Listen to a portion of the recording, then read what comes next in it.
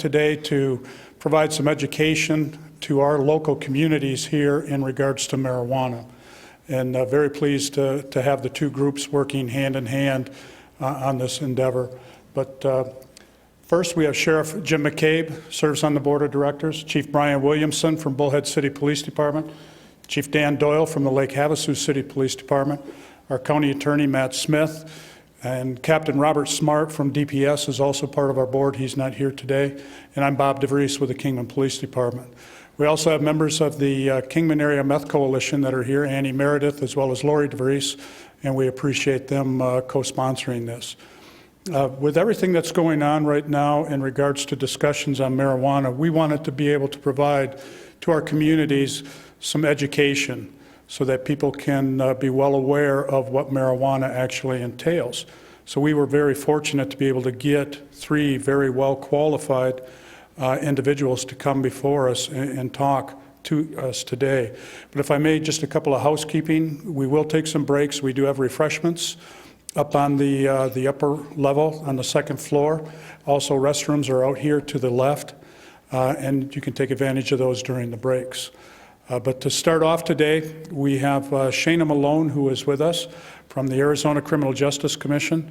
Shana has been very instrumental in working with our county over the last couple of years in regards to the prescription drug abuse. She came to us about 2 years ago with the bad news that we were #1 in the state for youth abuse in regards to prescription drugs. In just a very short time period, been able to turn that around. We're no longer #1, however, we still have a long way to go. But Shane is here to provide us with what the latest results were with the Arizona Youth Survey that's provided by the Justice Commission and some of the trends that are occurring across our communities.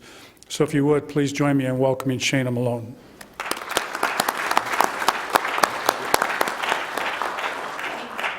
Can you all hear me back there? Okay, yeah, it's very loud and lots of reverb there. Let's see if we can correct that.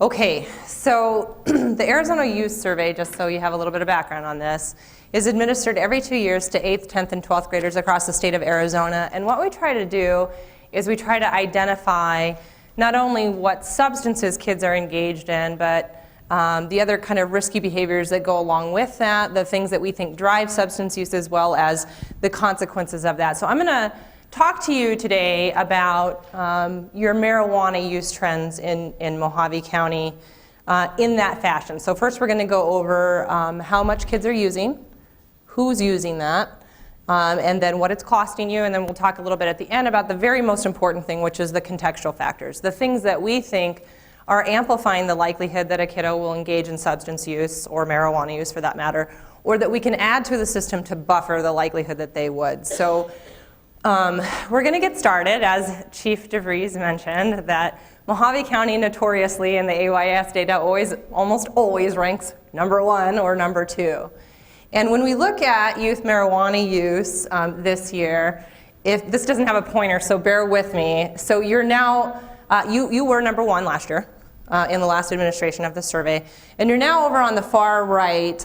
You're 5th from last, but I need to give you some caveats about some of the things that might be driving that. So while at first I leapt up and screamed, hurrah, hooray, this is great, especially I see Lori Duggan sitting in the crowd, especially when I saw, oh my gosh, Bullhead City, you went down so much. This is fantastic. They'll be so happy. Yeah, your high schoolers didn't take the survey. But you're going to fix that next time, right? Okay. All right. And you're from the schools too, right? Are you Havasu or anybody from Havasu schools? Okay. You only had 53 kids that took the survey this last administration, and most of them were 8th grade. And from a statistical perspective, what that means is it skews your data, and that's just a fancy way of saying your rates are actually probably a lot worse. But because your 10th and 12th graders didn't take it, so 8th graders are notoriously the lowest users just by virtue. So by stacking the deck with mostly 8th graders in your data, you're driving the sample down, or you're driving the stats down. If you had added your 10th and 12th graders, you would have leveled that playing field, and I'm going to show you in a second why that's so important. So knowing all of that being said, again, everything that I'm going to show you, you can probably assume that it's actually probably a little bit higher. Here's what you've got. So you're the blue bar, and Arizona state average is the green bar. The first thing that you should note is the very fortunate thing for all of us is that most kids don't use. So that's the good thing. What they are using, however, is predominantly alcohol, marijuana, tobacco, and prescription drugs, right? Those are your big ones that all kids are using. Now, according to your data, with the caveats that I just told you about, you have higher rates of underage drinking, even with those caveats. You have a little bit lower rates of marijuana use. Again, that's probably actually a lot higher than it is. Higher rates of tobacco use, and still, even with all of our work, still higher rates of prescription drug use, but you've gone down a lot in that area. The other thing that I want to point out with this is on the back side of this, over on the other side, is that when you think about this in terms of what you can do and how you want to think about targeting and tailoring your resources in your communities, specifically around youth substance use, you can see that on the left-hand side, you do really have very few kids using heroin or meth or cocaine. It really is the big four. All right, so this is why I said why this all matters, right? So over time in the state, we've seen a dramatic decrease. So we've done all this stuff, this youth prevention stuff, right? So the community coalitions, which many of you are involved with, there's a lot of different ways that you go about doing this. You go out and you tackle either a substance-specific issue or you work with kids in general. And hey, guess what? In Arizona, it's working. You have seen a dramatic decrease in the kids engaging in underage drinking. That's your red bar at the top. You've seen a dramatic decrease in kids using cigarettes. You've seen a dramatic decrease in kids using prescription drugs. Where you haven't seen that same dramatic decrease is in that green bar.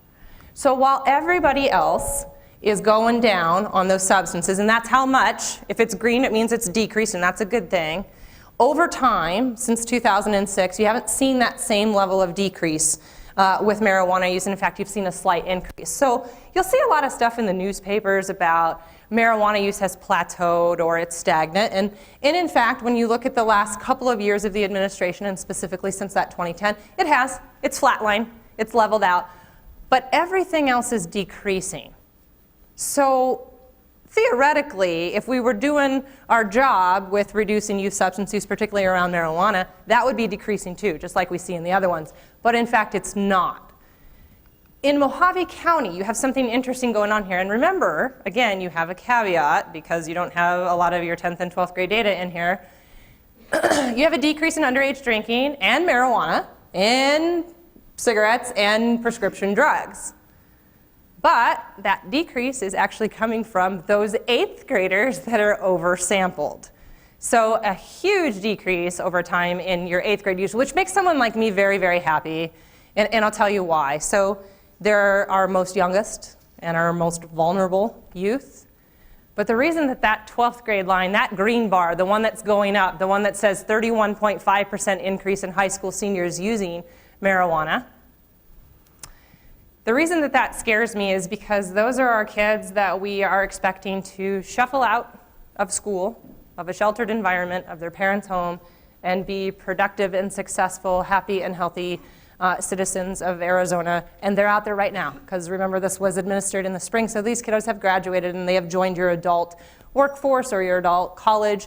Those are the kiddos that have just entered into adulthood, and we're seeing an increase in the number of kids using in that age bracket. This is the other thing that very much concerns me. So when you think about youth using marijuana use, and the way that we ask this question is, in the past 30 days, how many times have you used, for example, marijuana?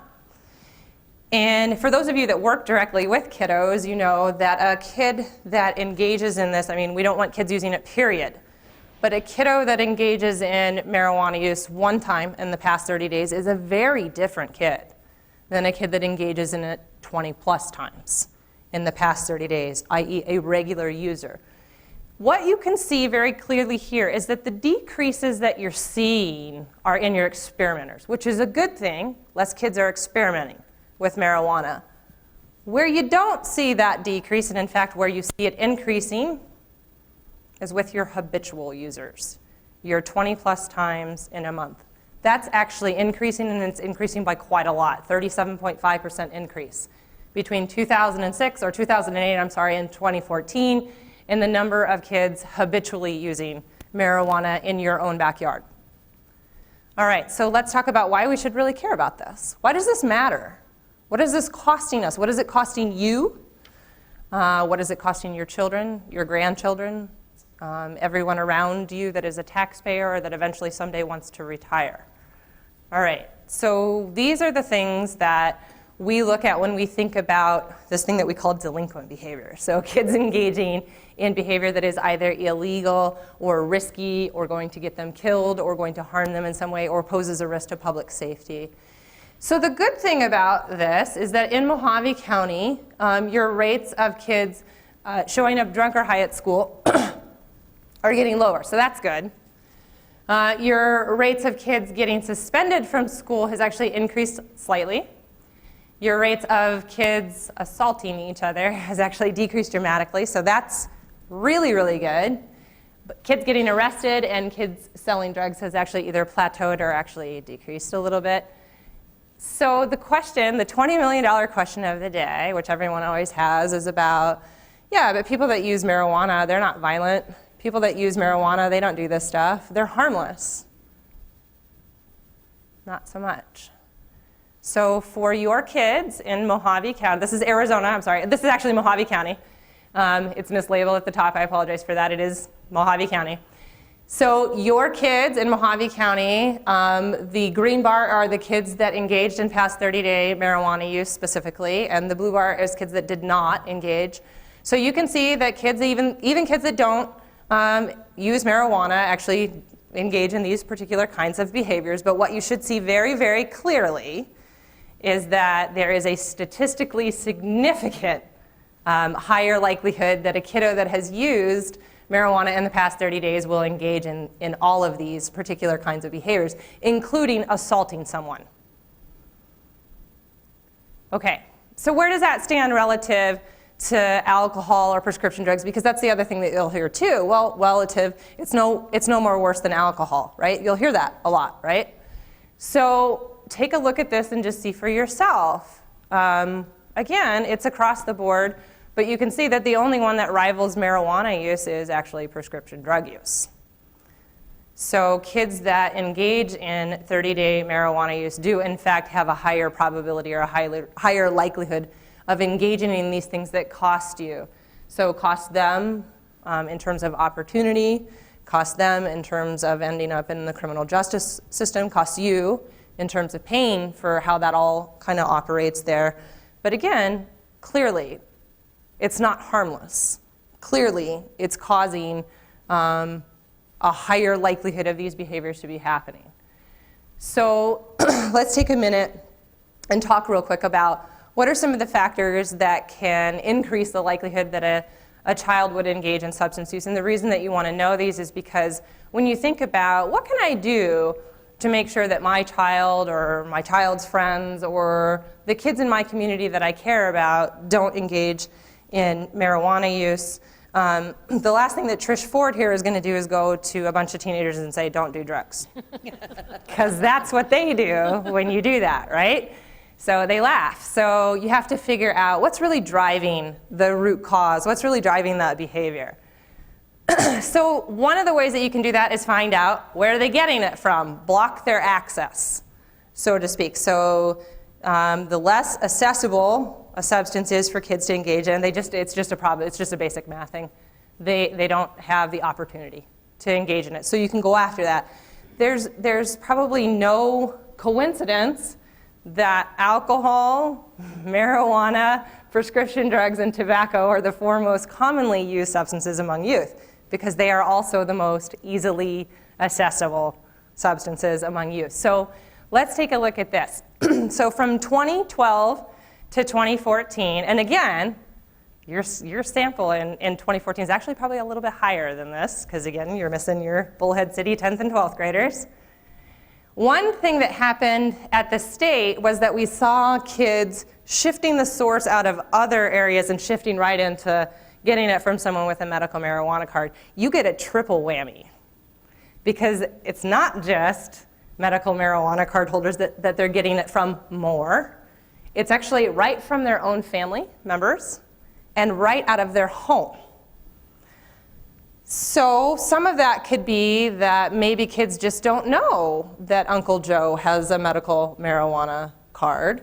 Some of it could be maybe mom or dad has a medical marijuana card and thinks that they're keeping their stash safe and secure, but clearly they're not. So when you think about this from that perspective, it's here and we've got to deal with this, right? Kids are in fact getting it, either right from, just like with alcohol, parents or family members are providing it knowingly, or they are stealing it right out of the home. The other thing that, and I'm going to look right at the coalition lady sitting right up here in the front row because you sat right where I needed you to. You got a whole lot of kids, and this is different than what happened at the state. You got a whole lot of kids that said they're getting it from somewhere else, that other category. And as researchers, what we do is we put that category, we think we know everything, and so we put the list of all the choices that the kids could pick, and we put that other category in there in case we've missed something. And the second that we start to see that happen, where 40% are saying they got it from some other source, is the second that we know there's a specific category and a pattern that we're missing, and we need to find out what it is. The best way for you to find out what that is to hold a focus group with your kids. They will tell you everything that you want to know about where kids are getting it from, but we've got to identify that because in order to enact a strategy to tackle that, you got to know where it's coming from.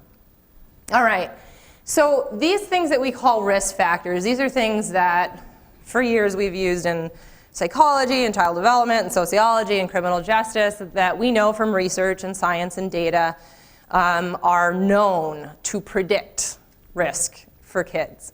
So I've pulled out the ones for you, your users versus your non-users. Again, the users are the green bar. The non-users are the blue bar. These are your youth in Mohave County. That where it's clear that there's a head and shoulders difference between users and non-users. And for those of you that can't read that teeny tiny handwriting from back there, let me just walk you through these. So the first one on the left-hand side is early initiation of drug use. This is by far and large the single biggest predictor of whether kids will continue to use and move into using more frequently and possibly into polysubstance use. Clearly, the kiddos in Mohave County that are using marijuana started out using very, very early. And I'm going to show you how early in just a minute. Attitudes favorable to drug use. So what does that mean? I'm going to pick on you if you don't answer. It means that they think it's cool. Lori laughs. It means that they think it's not only just cool, but it's okay to use, and we all do it. It's a cultural thing, just like alcohol. We all use it, right? That's what they think. So kiddos that think that are much more likely to engage in marijuana use, and that's not uncommon to any other substance that we have, by the way. Friends' use of drugs is kind of a no-brainer. This is a birds of a feather flock together. You find people that are like you. You find people that would allow and not be upset with you if you were engaging in substance use or any other behavior for that matter. Parent attitudes favor drug use. This is the one that drives me bonkers because I'm not really sure, although looking at your source data about how many more kids are getting it right from family or home, I'm not really sure if what I'm about to say completely applies here in Mohave County, but I'm not really sure that there's a whole ton of parents out there saying, yeah, it's cool, you can smoke pot. It's not really that big of a deal. Although some of your data on that previous slide might suggest that in fact that is happening with some of your kids. I'll tell you what I do think is happening more frequently than ever, because if you look at 30% of kids that didn't use also think that their parents would probably be okay with it if they did. How many of you have teenage kids in here? Okay, and not your kid, right? None of your kids smoke pot, right? Yeah, say right? Okay, right, okay. Right? But what if your kid's one of that 30% that thinks, I didn't smoke pot and I don't smoke pot, but you know what? I think my mom might be okay with it if I did smoke pot. What's the chances? No. She's not even going there. She's turning beet red, by the way. Her blood pressure just went through the roof.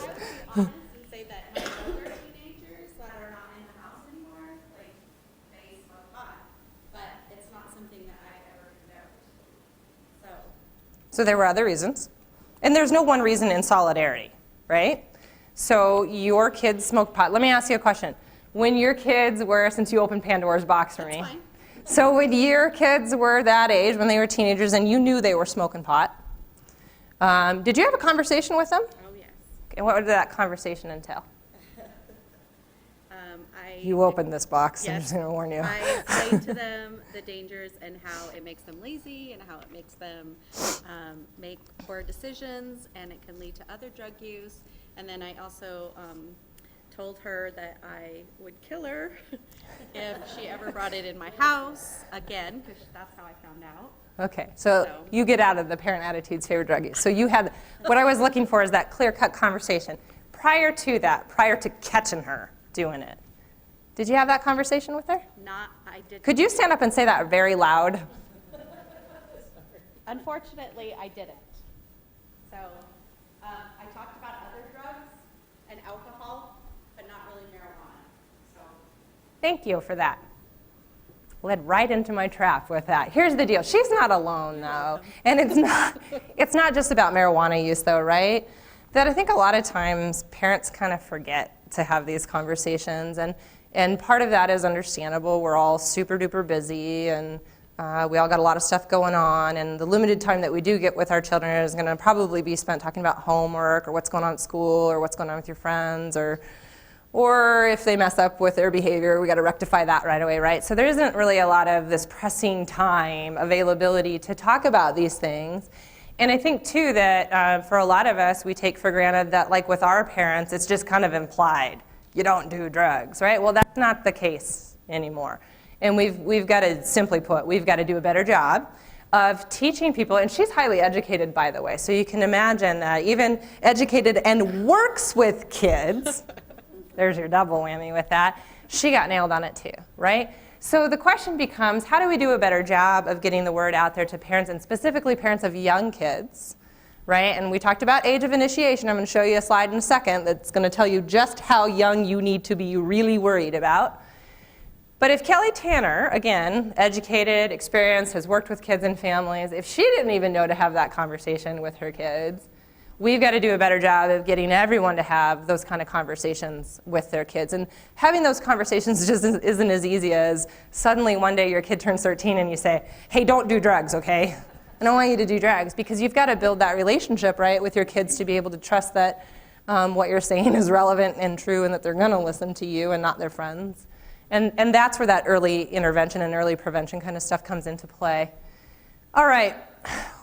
We've beat that baby to death, so let's move on to perceived availability of drugs. Again, this is kind of a no-brainer. So kids that think that they can get it, kids that know where to get it, obviously are going to be a lot more likely to use it, right? But look at how many kids in your neighborhoods think that haven't used, think that they can get it. For those of you that have teenage kids and you're sure that your teenage kids don't smoke pot, how much does that scare you? If your child, you know this, right? Your child knows, 30% of your kiddos that haven't used know they can walk out the door tomorrow and they know exactly where to go get it. That puts people at considerable risk, especially these kiddos, as it's only a function of time where they're going to have access to it, whether that be passively or actively. All right, laws and norms favor drug use. This is the one where I get to blame all of you. So this means that a kiddo thinks that it's just what we do in Mohave County. This is just who we are, and it's just what we do. You see this even more pronounced, actually. The only one that's a little bit more pronounced with is actually prescription drugs, which might make sense, right? They see moms and dads and everybody else taking prescription drugs all the time, and they see at least an ad an hour on public television for there's a drug for everything. But if you look at the marijuana thing, I think that that's pretty telling. Even more kids, even more than that know how to get it, even more kids that aren't using currently actually think that you all are supportive of it. Where do you think they might get that from? Internet. The internet might be. So what do you mean by that? But there's a lot of sites out there advocating for the use of medicinal marijuana. Okay, so you're publicly, And rights regarding that. right, so you're publicly advertising to use marijuana. Okay, what else? Can you stand up and say that loud, Lori, so everybody can hear you? Pick up the smart shopper in our county and find out exactly how much it is, where you buy it, what kind of foods they have. Okay. And it's all good. Okay. It's medicine. Okay, it's medicine. Okay. Facebook. Facebook. Okay. You're right. So inundated with messages that it is okay that we do it. And, you know, maybe even now more than ever, there might be postings on Facebook by parents showing themselves smoking pot, or adults in general, right? And that sends a pretty clear message to kiddos, right? That, in fact, yes, this is what we do. All right. Poor family management. What does that mean? If you don't know where your child is, or who your child is hanging out with, or what your child is doing, they have a higher likelihood of engaging, not just in substance abuse or marijuana use, but in multiple kinds of risky behavior, because you've given them ample opportunity, again, to do that. And you can see there that kids that report past 30-day marijuana use have head and shoulders above are saying that my parents don't know where I am, there's no curfew, there's no rules, there's no expectations, and they wouldn't know. One of the questions that I find boggling on our survey that kids answer about this is, if you didn't come home tonight, would your parents notice? I think it would surprise you how many of your kiddos using marijuana say, nope. Or at least that's what they think. And that's a dangerous perception for a kid to have, even if it's not true. That's what's in their head. All right, so the last one, which is the one that always gets all the attention, it's the one that Patty was referring to. The kids that perceive no risk, no physical harm to themselves if they were to use marijuana. You can see that it's darn close to 100% of your users say, nope, nothing bad is going to happen to me. And we're going to look at a couple different slides on that in just a minute. So these are the things that's based on science that tell you these are the things that put kids at risk in general for all sorts of things. And what you can see is that your marijuana users have head and shoulders that level of risk. Chicken and egg issue, some people might argue, but I would argue they actually go hand in hand. It becomes a pretty vicious cycle for a kiddo once this kind of pattern starts. All right, so let's talk about age of first use. So you heard me talk about how the earlier a child uses, the more likely they are to continue to use, and the more likely they are to continue on to maybe polysubstance use. So one of the things that you should note here is that you've come full circle on kids drinking alcohol regularly, like every week, regular. You have, kids have gotten younger for the first time that they've actually experimented or tried alcohol. They've gotten younger for the first time that they've used cigarettes. They've gotten younger since 2008, but they've actually plateaued in the last 3 years in terms of when they try marijuana, and just a tiny bit of a decrease in terms of how old they are when they try prescription drugs. So why does that matter? If your kids start at 13, 12 to 13, right? If they're starting, and you all are starting your prevention programs at high school, what's wrong with that picture? Okay. Absolutely. And so it's intervention, that's right. That's what I say all the time and people get mad at me. All right, so Trish Ford, you're coming along with me to the next policy meeting. All right, so when you look at marijuana, since that's what we're here to talk about today, when you look at marijuana and you see the average age that a kiddo starts using is 13.4 years of age. How many of you have a 13-year-old? Okay, just one, all right, this isn't gonna work. How many of you have kids 11 or younger? Okay, I want you to raise your hand and keep it up for just a second because I'm going to show you something. How many of you with kids 11 or younger can imagine that your kid might start smoking pot? Raise your hands. Raise your hands high. I want to see them because I'm going to do something here in just a second. Raise your hands if you have a kid 11 or younger. How many do we got here? Raise them high. Half of you put them down. Your kids are. 1 out of 6. 12 of you raised your hand. So 1 out of 6 kids starts using pot in Mohave County in elementary school. 11 or younger. You're on par with the state, so that's the best news I can bring you in terms of that's the state representation too. You're actually a little bit higher in terms of the number that actually start smoking pot before they can even legally drive a car.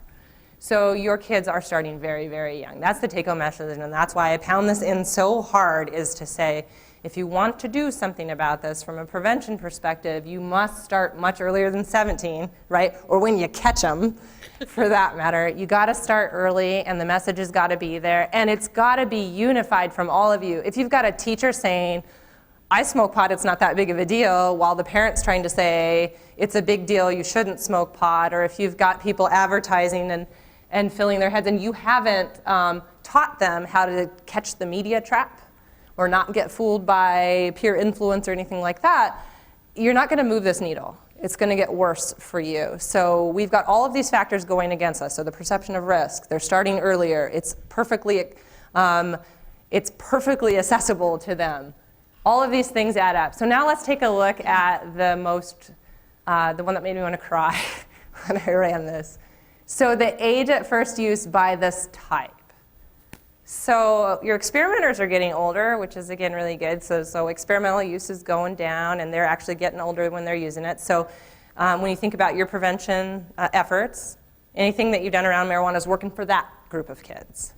But when you look at kids using in much more moderate and certainly to heavier rates, it's decreasing or it's plateauing. You haven't touched them, meaning they are just as young as ever, if not getting younger. That's why you gotta move so quickly and so fast into that earlier prevention. So let's take a look now, again, at this perception of risk, this perception of harm. The light blue bar is Mohave County, the dark blue bar is the state, and that's their perception of risk of trying it, even one time. So what you can see is that in both cases, at Mohave County and the state, this has gone up over time, meaning there are more and more kids that think there's absolutely no risk to trying marijuana. Now, there's a bigger increase in that at the state, i.e. it's worse, but what I would have you become little statisticians here today and see for yourself is you actually started out higher to begin with. So you're right on par with the state in terms of 66% of your kids do not think, and that's users and users, non-users, 66% of your kids do not think there is any risk of trying marijuana. The one that should really concern you is the number of kids both in Mohave County, and again, remember, your numbers are probably actually a lot higher than this.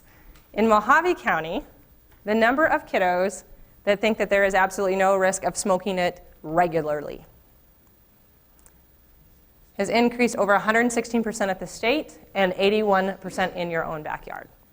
So you have 44% of your kids, users and non-users, that think that there is absolutely no risk to them if they use it regularly, i.e. several times a week. Okay, so now let's take a look about what might be contributing to that. So you heard me talk about this thing about you're cool if you use, or it's not wrong, or we all do it type deal.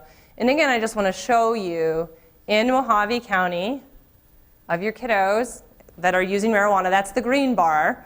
Again, head and shoulders above the blue bar in terms of having these perceptions that make it, at least internally in their own mind, okay to use.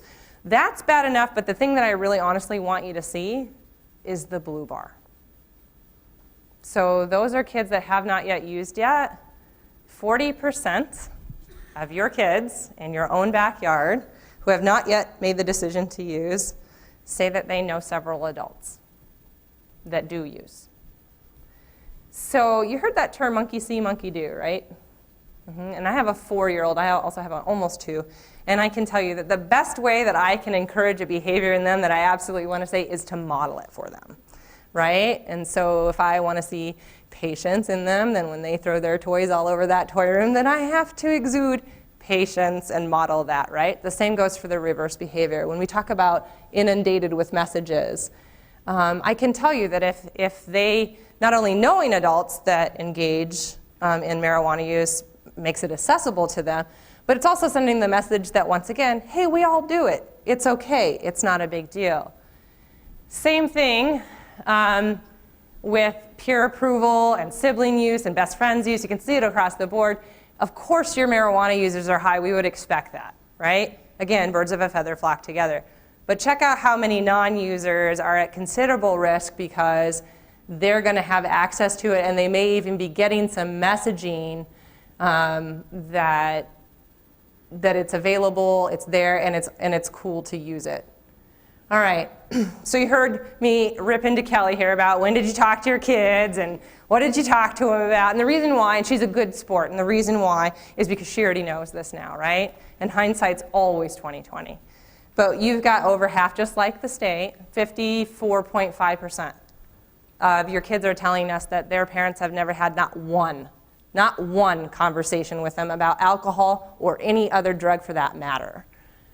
Half of them are telling us that. And that means, you know, the kind of tyrannical, I'm going to yell at you and tell you, if you ever use marijuana, I'm going to, was that what you said? I'm going to kill you? Right. Or the pretty one that we know all exists when we're having teenagers in the house, or we're having that really kind of nice, beautiful conversation with them about that. Either way, it doesn't matter. Over half of your parents are not talking to it. So I hope that at least today, especially of you that I scared, of the 12 of you that raised your hand and said you had kids younger than the age of 11, at minimum, I hope today that you go home and you have that conversation with your kids. But let's take a look about why some of these conversations are not happening with your kids. So again, users in the green and non-users in the blue, over 50% of your kiddos that are using said they can't share with their parents, meaning they can't approach their parents with anything, much less, I need to talk to you about some things that I've been doing that maybe I shouldn't be or that I have some questions about.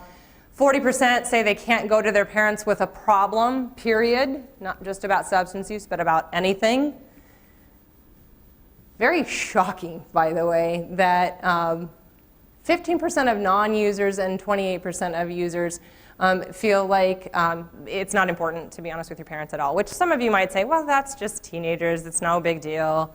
But when you put all of these things together, those are all bad enough. But when you look at the far right side, this is the one that kind of just kind of hurts me a little bit here, just to see both your users and your non-users, but specifically your non-users that haven't yet decided to engage, and we think about how can we keep them from going down that rabbit hole. 42% of your kiddos that are not using marijuana say that their parents never or rarely notice when they do a good job. And almost 40%, so 38% say that their parents never or rarely tell them that they are proud of them. And the reason why people like me get all up in Kelly's chain about this whole idea about modeling and good behavior and all that is we know something about human behavior that we've known for years and years and years. And you know, those of you that are parents know this too. You didn't need a scientist to tell you this. That it's always easier to shape a good behavior than it is to reboot a bad one. That's the first thing. And that the single biggest way to reinforce a good behavior that you want to see continue is positive reinforcement, right? And sometimes I think that we're taking for granted that our kids know we love them, that our kids know that we think we're proud of them, that our kids know that we think they're doing a good job, when in fact your kids are telling you that they don't. And that just puts a whole group of kids at risk in general for lots of different things, but particularly for substance use. And we're going to fold that right into the reasons why your kids told us, you're in the blue, the reasons why your kids told us if they did use pot in the last 30 days, why they did. Now, have fun and get high. That's the first two on the left, and that's what we've thought for years about why do kids smoke pot, or why does anybody smoke pot? Well, to have fun, to get high, right? And in fact, those are your two top in Mohave County. But the reason I made such a big deal about this slide, and specifically about parents never or rarely notice a good job, parents never or rarely say they're proud, check out the third biggest reason why kids in Mohave County are using marijuana. That says deal with stress. 2 over from that says to keep from feeling sad. Already, at a very young and vulnerable age, you have kiddos turning to a substance for a coping mechanism. And it's been a long time since I've been a therapist, but I can tell you the reason that this scares me so badly is what happens when you fast forward that 5 years. Carol, what happens? You become addicted to the situation. You can get addicted, right? It becomes a pattern of behavior. Right, what about 10 years? Law enforcement, right? It could get a whole lot worse. This is something we gotta deal with. This is something that we need to take very, very seriously. This isn't just, kids are just being kids. Kids are just smoking pot to have fun or to get high. Kids are telling you, I'm smoking pot because I'm not equipped with the mechanisms to deal with my life stuff. I feel depressed. Or, on the very end over here, thankfully, it's a It's a low percentage, and I'm very happy about that, but it's higher in Mohave County than at the state. And remember, your numbers are skewed low, so it's probably a little bit higher. Right about the middle point over to the left, just a little bit, are two spots that say feel normal, i.e. I need to take it in order to get back to baseline, in order to feel normal, or because I needed it, i.e. I'm addicted. You've got 14.3% telling you that to feel normal, and 13.4% because they needed it, and you are above the state, head and shoulders, even with the skewed low data with that. This is the kind of stuff that you need to take very, very seriously. So for all the misnomers that you've heard out there about it's not addictive, or it's no worse than alcohol, or it's this, or it's that, or it's all of those things, all I tell you as a parent and as a person that looks at data, it is so clear to me there's a perfect storm happening here. Your kids are telling you everything that you need to know. Your kids are telling you already right now it's putting their future at risk. So on the flip side, and to end it on a happy note, since I brought the doom and gloom again, there is hope. So remember when I told you that maybe parents just aren't talking to their kids? What's the third? Chief DeVries, what's the third biggest reason why a kiddo did not engage in marijuana use? If you can read that. Parents' disapproval. Parent disapproval. There's a chance. What's the second biggest reason? Can hurt me. There's a risk. Okay? Can get expelled, can get arrested right after that. Other adults could disapprove. It's morally wrong. I might lose my privileges. I might get a bad reputation, friends disapprove. So you can see it starts going down against beliefs, don't like. Notice what the last one is, and a very small percentage. Couldn't find any, right? Right, so that's not what kept your daughter from using it. If you're saying it's parent disapproval, to flip that switch, I mean, we got to think about that kind of stuff, is that for your daughter, telling her you're going to kill her wasn't going to work. It didn't matter that you told her it was riskier that you're going to kill her. That didn't work. So what of those other things might have? What of those other things might have? And every kid's different. Everything motivates kids in a different way. But I want you to take this away from here, is that though I, let you know how severe the situation is for you as it stands right now in 2014, there is hope. And that hope comes from go home. Have those conversations with your kids. Go back to your schools and start figuring out ways that you can let these people come in and do what they do really good, which is give those kids those curriculums and those I call them curriculums, but they're really only one-time kind of trainings. 45 minutes. 45 minutes is not a lot to ask to keep a kid from going down that rabbit hole. Not interested, i.e. you've taught them well. So those that aren't using, you've taught them well. They're telling us it's just not my thing. Okay, so open for questions now, or you want to wait? Okay. I'm just wondering, Sharon, we heard from statistics asking parents the same thing, because I don't know if you remember, I run the Strengthening Families program, and it always surprises me what the youth report, their perception versus the parents' perception. They'll always say, spoke to them about it in the last 30 days. The parents will. Yes, and the youth will say, never have had conversation. So how much is Well, you have to, perception? there's perception. Because if that's... But if that's either way you're doing something wrong there then, because either way, because if the parent's saying, yeah, talk to them left, right, sideways, and down the other, well, maybe it's not that you have, maybe it's how you have. Right. They're not hearing you. And they're not hearing you. And the important thing is that in the kid's mind, they're not hearing that. Right, they're not So receiving that. to answer your question, unfortunately, no, because Shana doesn't rule the world. We don't have parent data, although we are talking about doing an adult survey that could include questions like that, but that won't be out for another year. The best thing that I can tell you is that I can promise you that there is 70 years of child development and developmental psychology and sociology research that says we've asked parents those same questions, and you're not alone in what you're finding with that. And again, it really all goes back to the delivery. So maybe it's not that parents need to just be told, have that conversation. It really is about the quality. That's why I like those parent talk kits, because it really gives them a step-by-step. Because it's a hard conversation to have, right? And you caught her. That's a whole different level of hard. But even having that conversation, how do you have it with your 9-year-old versus your 13-year-old? Or what should you tell your 7-year-old for that matter? It's not, we can't just assume that parents know that. But I'd like to take it offline with you and talk about some other things that we've been working on that you might find helpful in terms of implementing with your parents. Thank you. As a grandparent, how would you start the conversation with your grandchild? I mean, you're what online? She just said we have one for you. What she's talking about is the parent talk booklet, and we put it together for people like you. That maybe it isn't just, well, we put a lot of this on parents, right? But grandparents are very influential, and sometimes more A influential. lot of times they're with the child more than the parents are. Right, Quality right. time. Same thing with teachers, with coaches, all of the important people in their life. It doesn't necessarily have to be just a parent. I can tell you that my parents would have never had that conversation with me because they would have implied, I don't need to have that conversation with her. She's my daughter, and isn't it just implied that that doesn't happen? That conversation came from a coach and a best friend's mom. So I think get a hold of the parent talk kit, and again, that's right. And again, you're sitting right next to them, right here. They have everything that you need. Everything I need. All right. No data questions? No? Oh, and then I'll get right to you. Will we have access to this information? You can have it right now. You let me know how you want it, and you absolutely can have it. It's public information. And one more? Yeah, I would suggest starting education much earlier than 11 years old.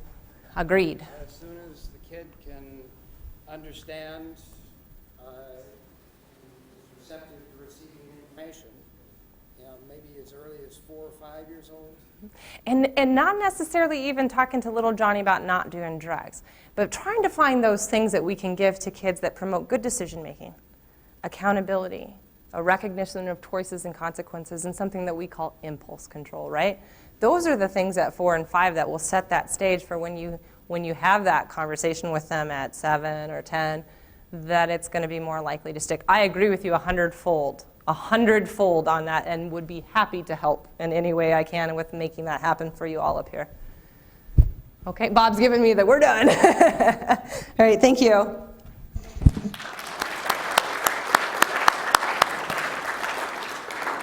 It's a lot of information in regards to what's going on with our youth, and we sincerely appreciate Shana coming up here.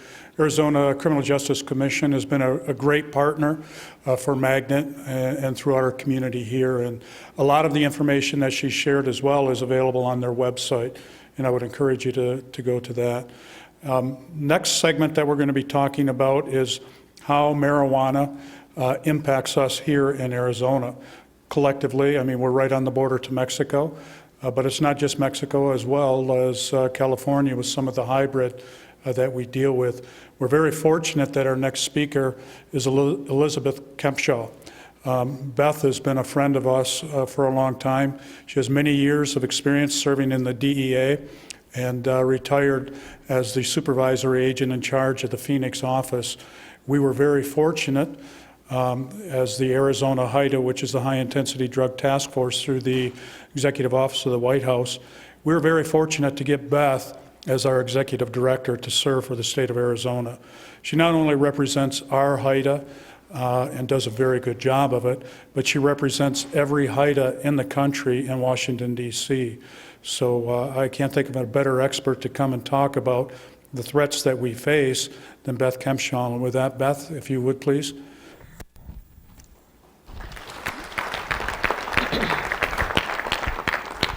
Thank you very much, Bob. Thank you. You know, I can't tell you what a pleasure it is to be with you today. And, you know, I don't know demand reduction. I don't know treatment. I've been around it for the last 31 years. What I know is drug law enforcement. And so what I'd like to do today is to tell you about the biggest threat that Arizona is facing. And I want to give you some of my background first so you'll know where I'm coming from when I'm making these statements about the drug cartels or the criminal organizations impacting Arizona.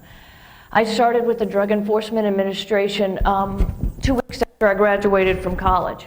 I went to basic agent school. I was from a small town in Georgia, had not been exposed to drugs at all. My father was a Superior Court judge, and it was just well known that I wasn't one that was going to be able to use it because my father was one of those parents that was extremely strict.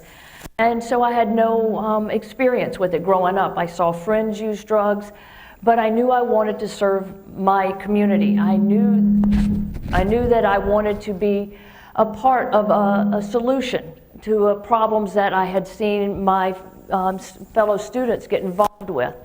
And so I was fortunate enough, 2 weeks after I graduated from college, to get hired by DEA. I went to agent school, and where did they send me? The first place I went, right from a small town in Georgia, was Las Vegas, Nevada, at 21 years old. And so what was my first role? Undercover work. And I got a real immersion into the world of drug law enforcement and the drug world. Because having never been around it, I didn't act like a cop, I didn't talk like a cop, so I was the natural person to go buy drugs off the street. And I got the impression then, when buying those drugs, that these were just haphazard groups of people that happened to have some drugs, and they were always late, they were never on time, they never stuck to their word, and they committed to selling me some dope, and 3 days later they still hadn't delivered it.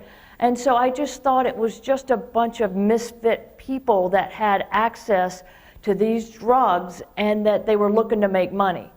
And so we would do a lot of buy-bust operations, and I really thought I made a difference. I would order up, a couple of ounces and then take off 5 kilos, and I felt like we had done something good for the community. Well, I realized about 2 weeks later somebody else was there selling the same drugs again. It was just a different person. So over those 4 years that I was in Las Vegas, I realized that drug law enforcement needed to have a bigger picture. And I needed to have a bigger picture of the enemy that I was facing, and that was the drug dealer.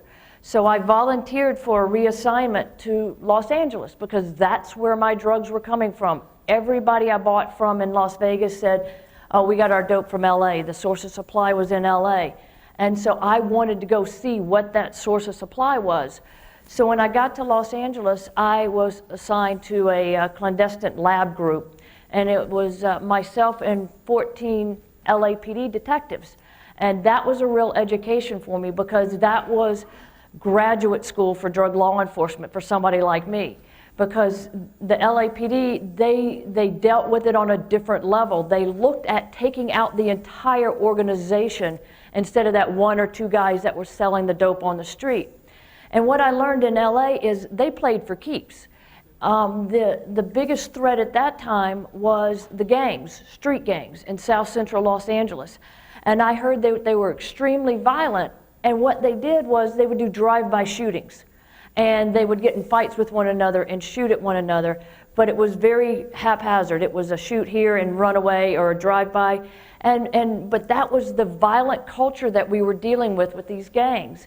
And so it was very informative to me as an investigator about how these gangs operated with one another and how they had territories. But they still needed to get their drugs from somebody else. They didn't produce their own drugs. They had to have it imported in. And the other big problem they were having was how were they moving the money back out? And so we learned to take out not only the drug side of it, but the money side of it, because what I realized, and I should have known from Las Vegas, they were in it for the money. They could care less the quality of the product that they were selling to me. They could care less if it was going to help me feel better or help me deal with stress or if it was going to help me get out of my depressed mood. All they wanted was to get me hooked so that they would have a steady customer because it's all about the money. And so I needed to learn more, and so I put in for international operations. So I was involved in international operations for almost 4 years. And I had started seeing where the drugs were being manufactured, where they were being grown, and I saw the global picture of drug trafficking and criminal organizations. And that's an important part because I realized that the higher level drug trafficking organizations were not just drug trafficking organizations, they were involved in organized crime. And I just thought that was a mob kind of thing. I thought it was something that you heard about in New York with the gangsters and stuff like that. But no, drug trafficking organizations that we commonly hear about are criminal organizations. Why? Because it's what I learned in Los Angeles. It's all about the money. That's what's important. So when I finished my international operations, I was assigned to Miami, Florida, source country, source area, right? That was the entry zone for the Colombian cartels. And that's when, right after the cocaine cowboy days, when cocaine was being dropped out of the sky and falling through your roof in Florida.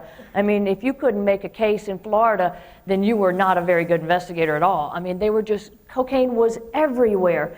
And we had Colombian organizations all throughout the United States moving drugs.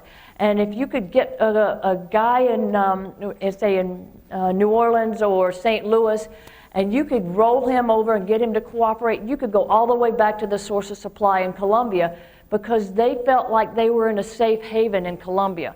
The Colombians felt like they controlled Bogota and Cali, Colombia. This is where you heard of the Cali cartel, the Medellin cartel, the Pablo Escobars of the world. Well, they felt like they were untouchable because their government would not extradite them to the United States to face justice. That's another thing that I learned. Not only were they in it for the money, but they were extremely fearful of facing justice in the United States because our system did not allow for the corruption that they had in their countries. They couldn't pay their way out of jail. They couldn't have their jail cells turned into a hotel room because they paid off the right officials, and they couldn't have food brought in. It was a different world for them. But what happened was President Uribe of Colombia started extraditing the officials, their drug cartel members, into the United States to stand justice. This is when you saw members of the cartels coming to New York, coming to Miami to face charges for the drug trafficking activities that were occurring as a result of their organization. Why is this important, and why am I telling you about this? Is because the Colombians started pulling back their footprint in the United States because they were using the Mexican transportation organizations to transport their drugs from the source country into the United States. And then once it got to the United States, the Mexican transportation organizations backed out, and then the Colombians took over. Well, the leaders of the Colombian cartels realized that by doing this, they left themselves vulnerable now that Colombia was extraditing them to the United States. So what did they do? They told the Mexican cartels, okay, we'll sell you the drugs in Colombia, in Peru, you transport them to the United States, and then you can distribute them throughout the United States. And the Mexican drug transportation organizations, again, all about the money, jumped on the opportunity to take over those distribution corridors through Central and South America into the United States because they made money, okay? And every drug trafficking organization that I investigated in the early days, how did they get their start? Through marijuana, because marijuana was an abundant drug in Mexico, because they grew it in Mexico and they could get that money that they needed to buy the bigger drugs like cocaine and heroin and the chemicals for methamphetamine. So money became a revenue generating crop for the Mexican cartels. Okay, after I left Fort Lauderdale, I went to Washington. And when I was in Washington, I ran our internal affairs for the Drug Enforcement Administration, and then I worked for the administrator. And why was that important? Working for the administrator, I was her chief of executive policy and strategic planning. Basically, I went wherever the administrator went, and I saw how pieces of the government fit together and where drug law enforcement fit together, and I got a more global view of the challenges that we had in drug law enforcement. From there, I went to Houston, Texas, and I was assistant special agent in charge there, and I had over 100 investigators working for me, and I learned the most during that 2-year period in Houston that I ever have about the Sinaloan cartel. And that's what I'm going to end up sharing with you today as we go through this presentation. From there, I was transferred here in Arizona as the special agent in charge for the Drug Enforcement Administration, where I ran all of our operations here in the state. And when I arrived here, and after I got familiar with the drug law enforcement community, got the intelligence briefings about what was the trafficking pattern here in Arizona, I realized that in Arizona, we face larger challenges than anywhere else in the country that I've ever worked. And that's saying something because I've been in Los Angeles, Miami, Florida, and Houston, Texas. And why is that? It's because of the Sinaloan cartel. Can we pull up the video? All right, there you go. The Sinaloan cartel views Arizona as a strategically significant corridor. This is a logo developed by the Sinaloan cartel. This is one of many that they had. This cartel is not just a bunch of bumbling idiots like I thought I was dealing with in Las Vegas. This cartel is very sophisticated. How do I know that? Well, when I was in Houston, I had some very aggressive and adventurous investigators that we were able to listen to the communications of plaza bosses associated with the Gulf Cartel and the Zetas. The Zetas were the arm, the enforcement arm of the Gulf Cartel. They're the ones that would be the enforcers to make sure that people were playing by the rules of the Gulf Cartel. But what I learned in listening to their communications is that there's a true hierarchy. You know, you hear regularly people say, well, we took off members of the Gulf Cartel or the Sinaloan Cartel in Des Moines, Iowa, or, you know, St. Louis or wherever. Well, I'm telling you that they are remotely associated with the Sinaloan Cartel. The Sinaloa Cartel and the Gulf Cartel, these major Mexican cartels, may have some of their bosses here, their command and control bosses in the United States, but the heart and soul of the Sinaloan Cartel is in Mexico, and the Gulf Cartel is in Mexico, but they have branches further down on their organizational chart operating here, and they may be 10 levels away from the bosses in Mexico. It's sort of like if you have somebody that's the CEO of Xerox. He's not going to know all the people that are working in his organization all the way down, but they're still Xerox members, but he's not interacting with them day to day. But what we were able to listen to in Houston was very close to the head of those organizations. We know that they were transferred for disciplinary reasons, and I say transferred because they were given areas of control. They were told, this is your corridor, you make sure you know everything that's going on in this corridor, you know what drugs are coming through, you know what money's coming back southbound, and if they didn't do their job well, they were either transferred or killed. And so I really learned there that it's much more sophisticated than I ever gave it credit for. And that's also important too because they are entrepreneurs. They are businessmen, albeit criminal businessmen. And that's what we're facing with the Sinaloan Cartel just south of our border here in Arizona. The Sinaloan Cartel is the oldest cartel in Mexico. It is the most rooted cartel in Mexico today. And because it goes way back, they're the original drug transportation group that was working with the Colombians. And what happened was the leadership of this group, this transportation group, had multiple areas of entry into the United States that he was responsible for.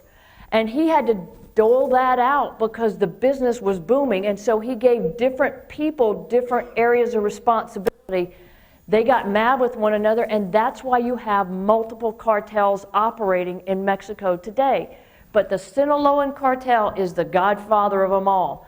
Lucky for us, they're just south of our border. Again, the largest challenge for drug law enforcement and this state is because Sinaloa is right below us. And what happens is the Sinaloan cartel members have developed a culture of violence. As you see in these pictures, these are cartel members. In the middle, you see those 3 men or 4 men with no shirts on. They're getting ready to receive justice from the Sinaloan cartel members. They've done something, and they've irritated the Sinaloan cartel members, and they're going to be tortured. Remember how I told you I thought that the Crips and the Bloods in LA were the most dangerous and violent group that I ever dealt with? They don't have anything on this group.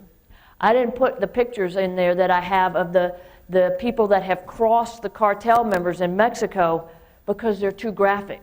These people, they become notorious the more graphic they are and how they torture somebody.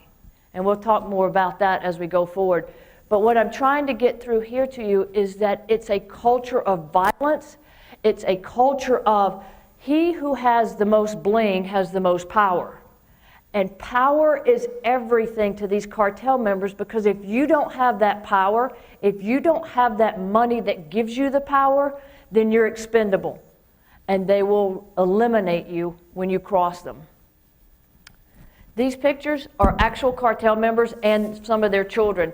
The kids in the bottom corner, those are actually kids. One of them's 6 and one of them's 9. This is how they display their macho. This is how they display don't mess with me type of attitude. This is where they get their street creds. This is where they get their credibility within the organization.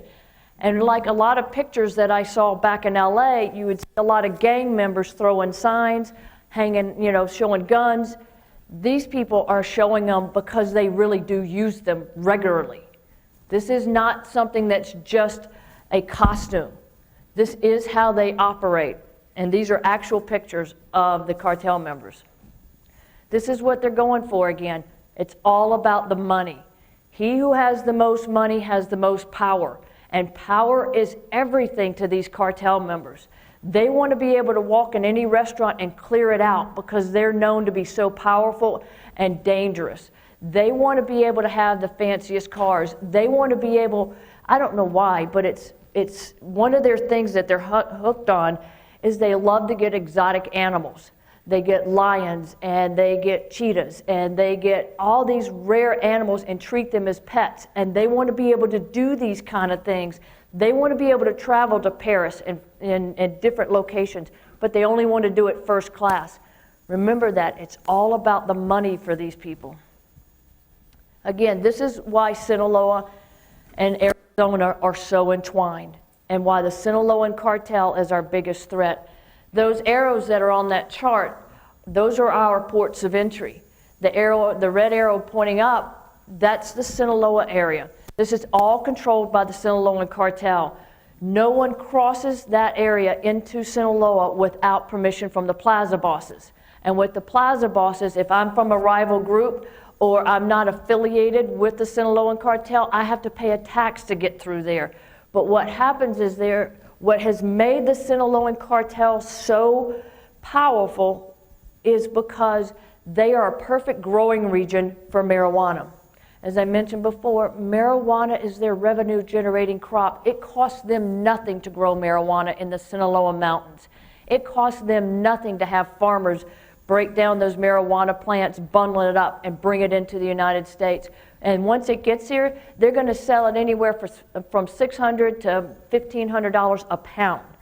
That's where they make their money, because where they really make the most powerful money is from cocaine, heroin, and methamphetamine. And they're going to figure out a way to make sure that their product is better than anybody else's, because they want to keep you coming back. So what they do is, when I showed you the logo in the very beginning, sometimes they stamp their drugs so that you know that you're getting Sinaloa dope, so that you know you're getting the highest quality dope that they can possibly produce. Not because they care about the end user, they want to get you hooked. They want you to look for their product. And so Arizona, as you see from the highway system, they help them because our freeway system allows them to get the drugs across the border into our freeway system, and it can go west to Los Angeles, which is a huge market, or east up to New York or Chicago, and all the way in between. So we are so strategically significant. Your folks in drug law enforcement in this state have to do it better, and they do it better than the rest because they make a tremendous impact. You know, it's sort of frustrating when you see people against law enforcement right now. I mean, you get a lot of people being antagonistic about what law enforcement is doing because you know what? Those folks here in law enforcement, they don't seek the credit. And a lot of times through the investigators, you don't see their success because they're trying to move on to the next case. But without their efforts, without their commitment, this country would be overrun with these illegal drugs because they're out there making a difference every single day. And it could be a lot worse, as you see, because we're so strategically significant. This is one of the marijuana fields in Mexico. I was very fortunate that when I was the special agent in charge here, I had a very good relationship with the Attorney General of Mexico. His name was Medina Mora. He was under President Calderon's administration. And he invited me down and said, I want to show you what your folks, your law enforcement in Arizona are helping us fight. And that was the most eye-opening experience I'd ever had in my life, because we flew in Black Hawk helicopters over the Sinaloa growing area where they were growing marijuana. And we landed in some of these growing areas, and they were using their military to eradicate these crops. And I asked the Attorney General, I said, aren't you afraid being out here? I mean, because you could see that there was people watching us from the mountains. And he said, no. He said, this is the right thing to do. I need to eradicate this marijuana because I need to keep my country safe. If we don't continue to fight the Sinaloan cartel, they're going to run us over. We have to take a stance against the cartels. He goes, my biggest fear is doing nothing, not getting killed for doing the right thing. And that was really, I mean, it was a moment for me that woke me up that said, you know, we are excited when we take off a couple of kilos here and there and take off a marijuana load. These people are risking their lives every day. The military, the law enforcement in Mexico, it's usually a matter of life and death if you're going to be with the cops or with the bad guys, because they don't make a lot of money in law enforcement or in the military in Mexico. And the cartels will come to these folks and say, I'm going to give you $100,000 if you don't go and eradicate my field. And if they say no, I'm not going to kill you, I'm going to kill your family. And it's the real deal down there. It is real. I mean, I faced challenges when I did undercover work. I mean, I had guns pulled on me. I had to use my gun to arrest people, all this kind of stuff. The challenges I faced was nothing like what they face every day. They risk their lives to eradicate these crops because they see the impact that the cartel is having on the everyday life of the Mexican citizens. And they're taking a stance. It's a stance against good, opposing evil. What's happening now? Again, as I mentioned, the cartels are entrepreneurs. They're criminal enterprises. They're realizing, and we'll get to this in a minute, that heroin is a growing commodity. It has potential for them. It has revenue-generating potential for them. So when we were flying over with the Attorney General and the helicopters, I saw the marijuana fields because they sort of stick out pretty easily. But there was darker colored plants growing. And I asked him, what's that? And he said, they're growing poppies for the heroin. And this is an example of the poppies being grown next to the marijuana. And that's a huge problem for all of us. This is some of the folks that were with the Attorney General that day going in to try to eradicate these marijuana fields. You know, it's just not a recreational activity for them. It's a matter of keeping their community safe. Because they understand that the marijuana makes money for the Sinaloan cartel, gives them the power and the money to buy the weapons and to pay off corrupt officials to continue their criminal activity. Okay, our border. I don't know how many of you have been down to our border, but I had not been to a border area before I came here to Arizona. Even living in Texas, I never made it down to the border. Well, I was shocked when I got down to the border here in Arizona to see what it was really like, to see the vast desert out there, because you know, like in Texas, there's communities all along the border, and you have the Rio Grande River. In Miami, we had the oceans. In California, it's very compact down in San Diego. I had never seen anything like this. This is the only barrier from the Sinaloan cartel bringing their drugs in to keeping it out. And you see we have varying degrees of fences down there. It's different all the way across. And that presents a challenge to law enforcement and opportunities to exploit for the Sinaloan cartel members. These are some of the ways they've used to get their drugs across the border. Not only do they bring it over in their vehicles through the ports of entry, but they've ramped cars over, they've used catapults before, they've used trucks that are camouflaged out, and they're loaded down with thousands of pounds of marijuana, all blacked out with camouflage on the back, running with absolutely no lights in the middle of the night, trying to get through the West Desert area. And then you also see the backpackers. When I first got here from Texas, I kept hearing about backpackers. Well, what came to my mind were kids going to school with backpacks on. I had no clue that the backpacks that these guys were carrying were about 60 to 70 pounds of marijuana, burlap bags with cloth straps to hold them on their back, and they're marching through the desert with that, usually in the middle of the night. The other way they try to get it across is through tunnels, because I don't know if y'all have been down to Nogales, but the sewer system there and the water system there is perfect for the cartel members, because it goes not only from Nogales, Arizona, but to Nogales, Sonora, and if you get in those tunnels, you can go straight through, and so they exploit those. They exploit whatever way they can bring their drugs into the United States. Why? Because we're the biggest consumer. They're the closest consumer to them. They also are sending drugs to Europe, but that's a lot more difficult because it's got to go through the land or the sea or the air. They've got a lot more effort to get it there. Here, we're their closest customer, so they want to bring it in here because it costs them less money, a bigger return on their investment, bigger profit margin for them. These are more tunnels, and they go, as you can see, the homes on one side are in Nogales, Sonora, and the open area is in Nogales, Arizona. But not far from that picture are other houses, and so you'll have houses backing up one to another. And what you'll see is the transportation organizations will have a house on the south side and one on the north side, and they'll build a tunnel. And this tunnel that you see in that picture is from one house to the next. And they bring it in, and then once it gets into the garage, then they load it up the trucks and bring them up through Phoenix and on to the rest of the country. But just so you know, this area that you live in is not immune from the tunnels.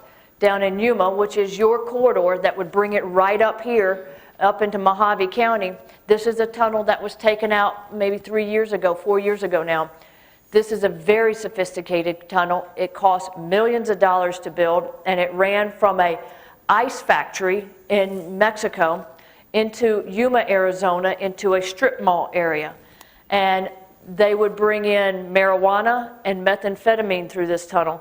They would put it right up on the freeway and come up this way, hit I-40, go to California, and go to the East Coast. So this is a vulnerability for this area of the state of Arizona. They're also using ultralights to bring it in.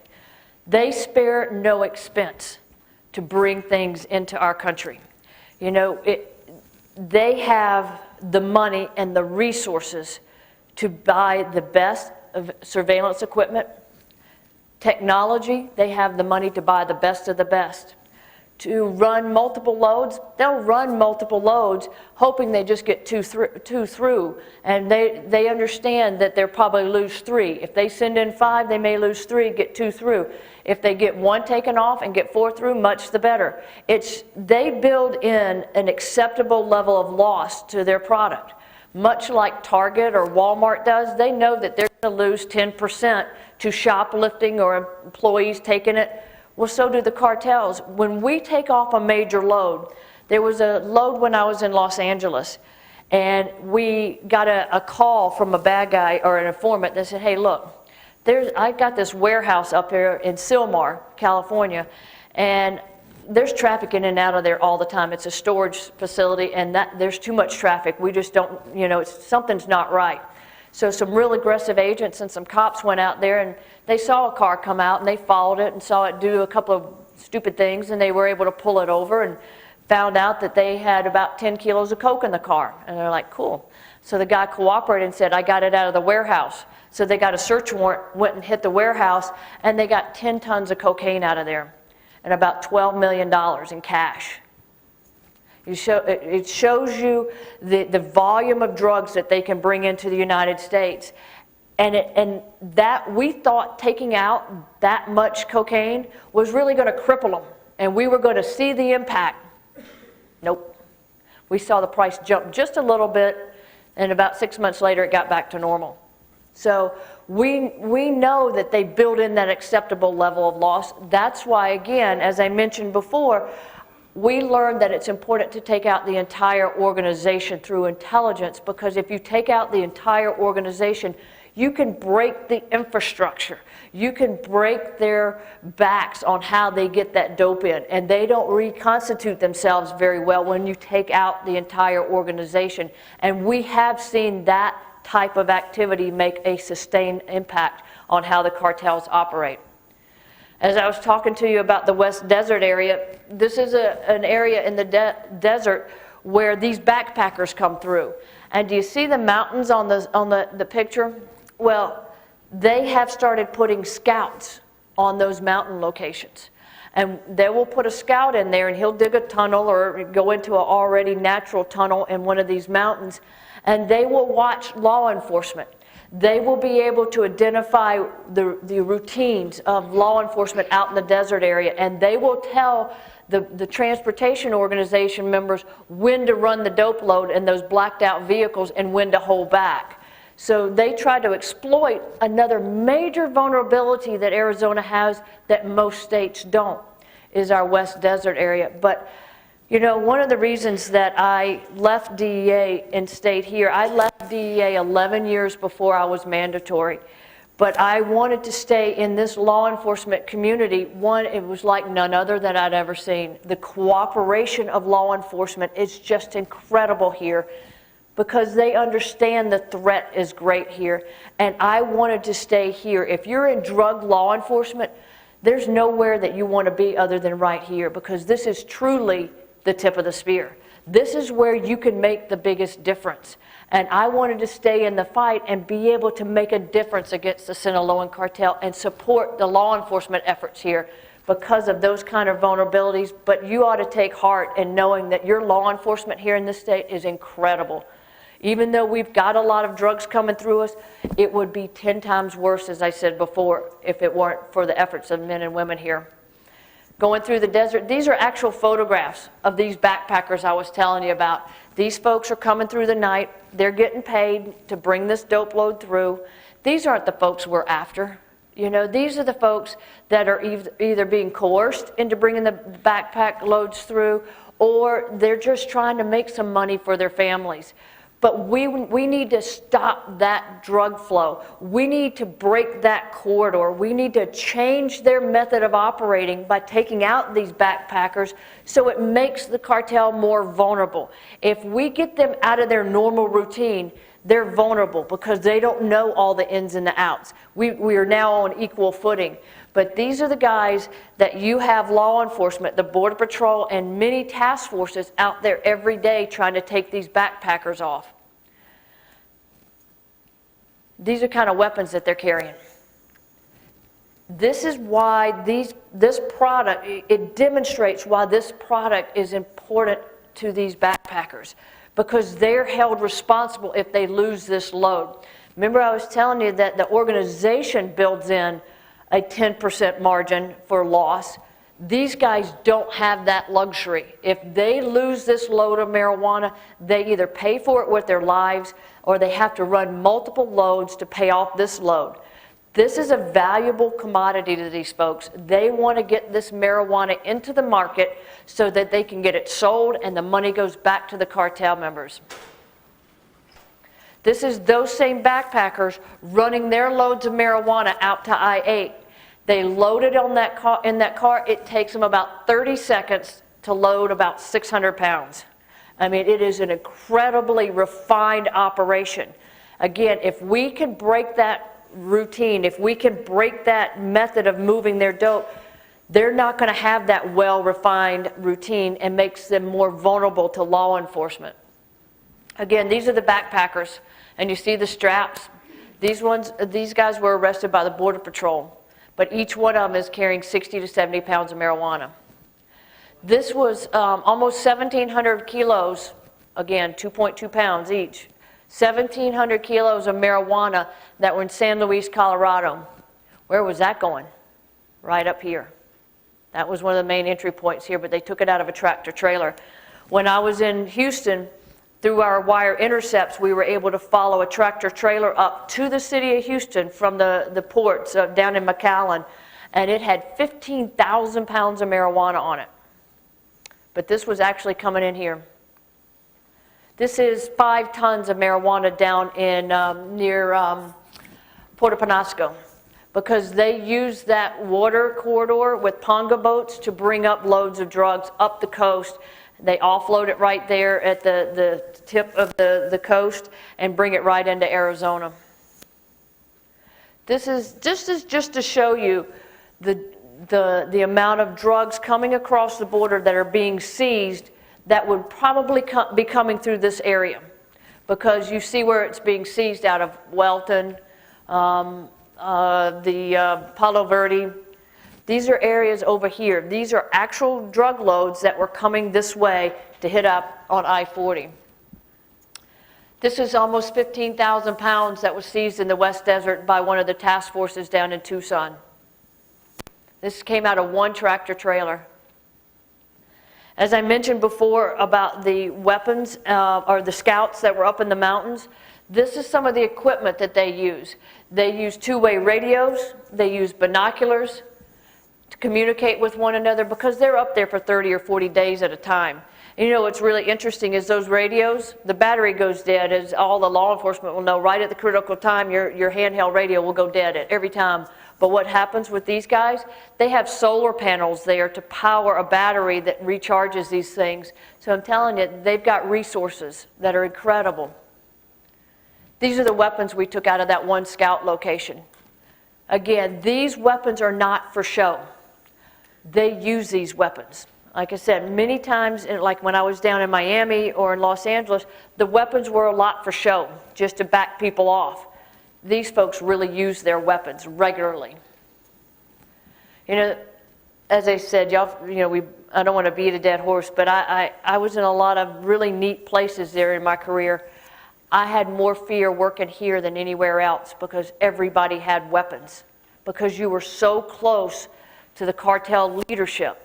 And it scared me every day when I had my men and women going out to do drug deals or to chase a bad guy or to do interdictions in the desert area, because I knew this is what they were facing. This is one of the reasons why they have to make their money. They have to buy these weapons, because in Mexico, it's almost impossible to get a weapon. It's almost impossible to get ammunition. So they buy a lot of their guns in other countries. Here, Germany, Russia. It takes a lot of money. But they need those guns because they use those guns for the intimidation factor. And if they are not intimidating, they will be taken out, because it's survival of the fittest within this cartel culture. So they need these weapons, and they use them to make sure that they are not the hunted, that they are the hunters within the cartel culture. Again, this is a truck that was seized in conjunction with an investigation. That's one heck of a weapon on the back of that pickup truck. You know, and it's been used. And again, this is what it's about, the weapons and the money, because they don't care what they're moving as long as they can make money with it. They've got better vests than some of the cops I've worked with. Some of the agents I've worked with don't have a sophisticated protection because they've got the money to buy it. This is the retaliation that these cartels will have. They went after cops. The cartel members thought the cops were treading too closely in their protected area, and they attacked the cops. You don't see that kind of stuff here. That's a culture of the Sinaloan cartel. Let me tell you about this guy. Most of you guys, most of you folks involved in demand reduction efforts, y'all understand Red Ribbon Week. Well, that was created behind Kiki Camarena. And Kiki was captured a year after I came on the job. He had worked with a lot of the folks in my office, and I didn't fully appreciate what was going on. But through my years, I was unfortunate enough to have to listen to some of the tapes and background information about this. Kiki was kidnapped with one of his informants in Mexico. He was assigned to DEA in one of our Mexico offices, and he and his informant were getting very close to one of the most highest level members of the cartels, in the Sinaloan cartel. And what they were doing was they were getting close to his fields, they were getting close to his money, and he was getting close to the cartel's financial officer. He was getting close to their money. And they didn't like that. And they needed to find out what he really knew, who was working with him, and how were they vulnerable, because they needed to eliminate that vulnerability because they didn't want the infrastructure of their cartel touched. So they kidnapped Kiki when he was on the way to go have lunch with his wife, and they snatched his informant as well. And for days, they tortured him. They didn't want his body, they wanted his mind. They wanted to know what he knew about them. They wanted to know where were they vulnerable, what were they going to lose if his case went forward. And it was all about marijuana. It was their marijuana crops that Kiki was getting close to. This man died for those marijuana crops because they tortured him to death. They had a doctor on the scene when they were torturing him, and they would give him drugs to wake him back up when he passed out. They would electrify him, they would beat him, they would waterboard him, you name it, and they did it to this man because he would not break. He would not tell them what he knew. He would not tell them about other law enforcement officials in Mexico. He didn't give up anything. This is a man that gave his life to take out the lifeblood of the Sinaloan cartel, which was their marijuana crop. This man is truly a hero. You hear that word bantered around a lot about sports athletes being heroes or this person being a hero. This man gave his life to protect the other people in law enforcement in Mexico that he worked with and to protect us from the Sinaloan cartel. So it's hard for me to say, well, marijuana is not that big a deal when you have people dying for it.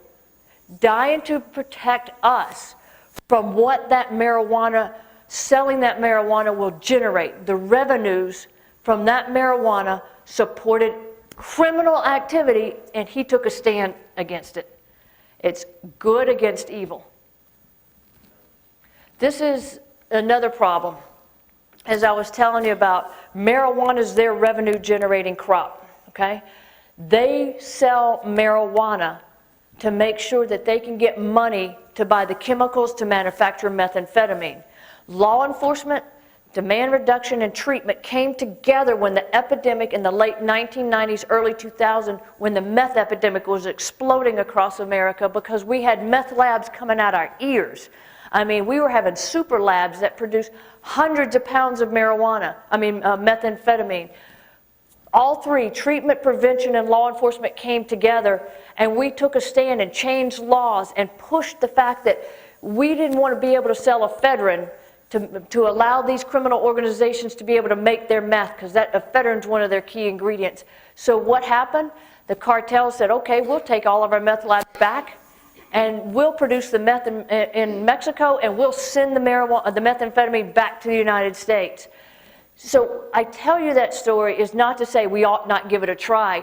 Yeah, we got to work together to make a difference. We have to push them out of their normal route to make them more vulnerable. Because what happened with the methamphetamine? They started dealing directly with the Chinese to get the ephedrine brought into Mexico so they could have their own labs down there. So we're seeing the influx of methamphetamine coming in, being imported into the United States now. What's important about that is we must realize this should send a message to all of us that these cartels are entrepreneurs. They are not going to take no for an answer. They're not going to take the fact that we changed our laws against ephedrine and not allowing meth labs to be here in the United States as, well, that one didn't work. We got to go back to whatever. No, they figured out a way to adapt and overcome. They saw that we were making a major push, but they made a major push back by having the capability, developing the capability to manufacture methamphetamine and a stronger version of the methamphetamine in Mexico. We're fortunate that our education efforts hung in there, and it's not as readily acceptable as it was several years ago.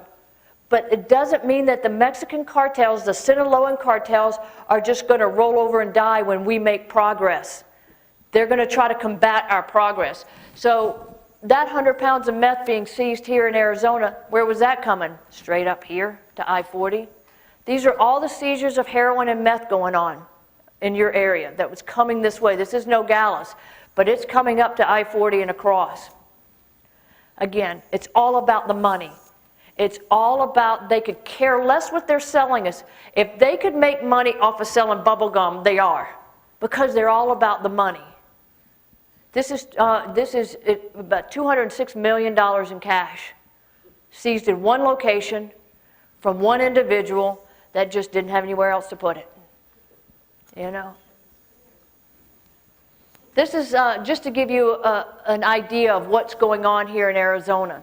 Because again, you know, we live with this in law enforcement every day. We see the volume of drugs that our law enforcement's taking off the street, but not many people do. This is for the last year. This is 2013, where they seized almost 600, almost 700,000 pounds of marijuana in this state alone. And we saw some dips in the seizures. Some of it was because they were having a drought in Mexico and they couldn't grow their marijuana like they usually do. A lot of it has to do with the law enforcement efforts. Again, it's a coordinated drug law enforcement effort. And when law enforcement works together, they make a huge difference. Again, this is this whole southwest border, so you could see where Arizona fits. We're the green line. And it's pretty sad there that at some points in time with our little bitty border combined to the border of Texas, how close we are with the amount of marijuana coming in Arizona. This is cocaine seizures. You know, cocaine's not as big a deal here anymore as it used to be. Why? Because the cartels figured out that if they ship the cocaine to Europe, where they have a voracious appetite for cocaine, they can make twice as much money per kilo in Europe. So again, entrepreneurs, businessmen, trying to make more money. So we see our cocaine levels going way down. Also, again, another reason why it dipped, back in 2005-06, when I was in Texas, President Calderon decided to take a page out of President Uribe's book and started extraditing some of the most significant cartel members. And the Gulf Cartel had a leader, and his name was Ociel Cardenas, who was a tremendously violent individual. He had admitted to 22 murders himself. But he ran the Gulf Cartel, and he created the Zetas, which is, I mentioned before, the strong-arm guys, the law enforcement side, or the enforcers for the Gulf Cartel. He got extradited, and fortunately enough, I was one of the folks that got the chance to take him off the plane. And here's this guy that I'd been hearing about for years, the biggest and baddest guy in the Gulf Cartel, and that he had committed all these murders, and they fly in an unmarked plane from Mexico, and these are the Mexican officials, and they fly into Ellis Air Force Base in Houston. And we didn't know when he was coming in, we didn't know who it was, we knew nothing about it, we were just told, be here. So I'm sitting there and this plane lands, the back opens up, these guys all dressed in black with hoods on come walking out. I walk in and there's this short little guy, about this tall, and they said, this is Ociel Cardenas. I said, you gotta be kidding me. And he just looked like a beaten man. And it was pretty cool being able to take him off the plane, but I tell you that story because we took him off and we saw the levels of cocaine coming into the United States drop significantly because they controlled the cocaine market, much like the Sinaloan cartel controls the marijuana market. So when you take off the top leadership, it does make a difference. And you can see the impact of law enforcement in the amount of drugs coming into the United States. Again, this is the meth, the problem that we're dealing with across the entire border. And these are the products that you're trying to keep your children off of, that you're teaching them to say no to. And this is heroin. And I want to go into heroin because it's going to demonstrate how the cartels are adapting and that they're overcoming challenges and seizing on our addictive appetites. Heroin, you see it going up tremendously. When I first came on the job, you never heard about heroin. And if you did, it was black tar heroin, especially when I was in Las Vegas and Los Angeles. The first dope I ever bought was black tar heroin. And I thought, in cop speak, you guys will understand, I thought I got burned because I looked at it and it just looked like rabbit pellets. I mean, it looked like a bunch of poo. And I was like, oh my God, I got burned. And then the price, the purity came back and it was like, 50%. And I was like, oh my gosh, I got burned because I was used to buying cocaine. And it turns out that that was pretty doggone high purity for tar heroin and that I didn't get burned. But what happened was, because even my initial reaction as a first-time buyer, I went, this looks like crap. I don't want to put this in I would never want to put this in my body. Well, the Mexican cartels, the Sinaloan cartel, realized the same thing. So they knew that they had a limited market for their tar heroin. That's why they were involved in marijuana and methamphetamine, because they needed to make that money, because they didn't have a big market for the tar heroin folks. Well, what happened was, our folks started using prescription drugs. And which ones do they use? Oxy and hydrocodone, the depressants. Those are the ones they like. What did they mimic? What are the effects of those drugs mimic? Heroin, okay? Well, those pills are costing our high school students and anybody abusing Oxycontin probably about $80 a pill, because they crush that pill up and they snort it or they smoke it and they have a really good time with it, because crushing it takes out that time release capability of the oxy, okay? So they're getting the full effects and get that, okay, everything's cool, being depressed, slowing down, everything feels wonderful. But they realize it's very addictive. It's highly addictive, but they couldn't afford it. The cartels, once again, seizing on a vulnerability, seizing on an opportunity, said, we're going to figure out how to make heroin more appealing to our youth. Youth don't like to shoot it up in black tar. They don't like the way it looks. But they did know that people like the white color of methamphetamine. They like Southeast Asian heroin, which is nice and white. So they brought in Chinese chemists into Mexico. Again, sparing no dollar. They brought these chemists in, and I'm sure under a little bit of duress or a high dollar bill, taught their chemists how to make white heroin or a cinnamon color heroin. And that's what the Sinaloan cartel makes now. It's up there in the corner, the beige color heroin. That's what they're giving our children now, because they can sell it for $10 a hit opposed to $80 a hit. Entrepreneurs. They seize on a vulnerability. They don't care who they affect. They just want to get you addicted. And they know that heroin is highly addictive, just like the prescription drug is. And now they're going to have customers for life with their heroin. Again, thus the poppies being grown, where the marijuana was being grown in the Sinaloan region, they seize on the opportunity.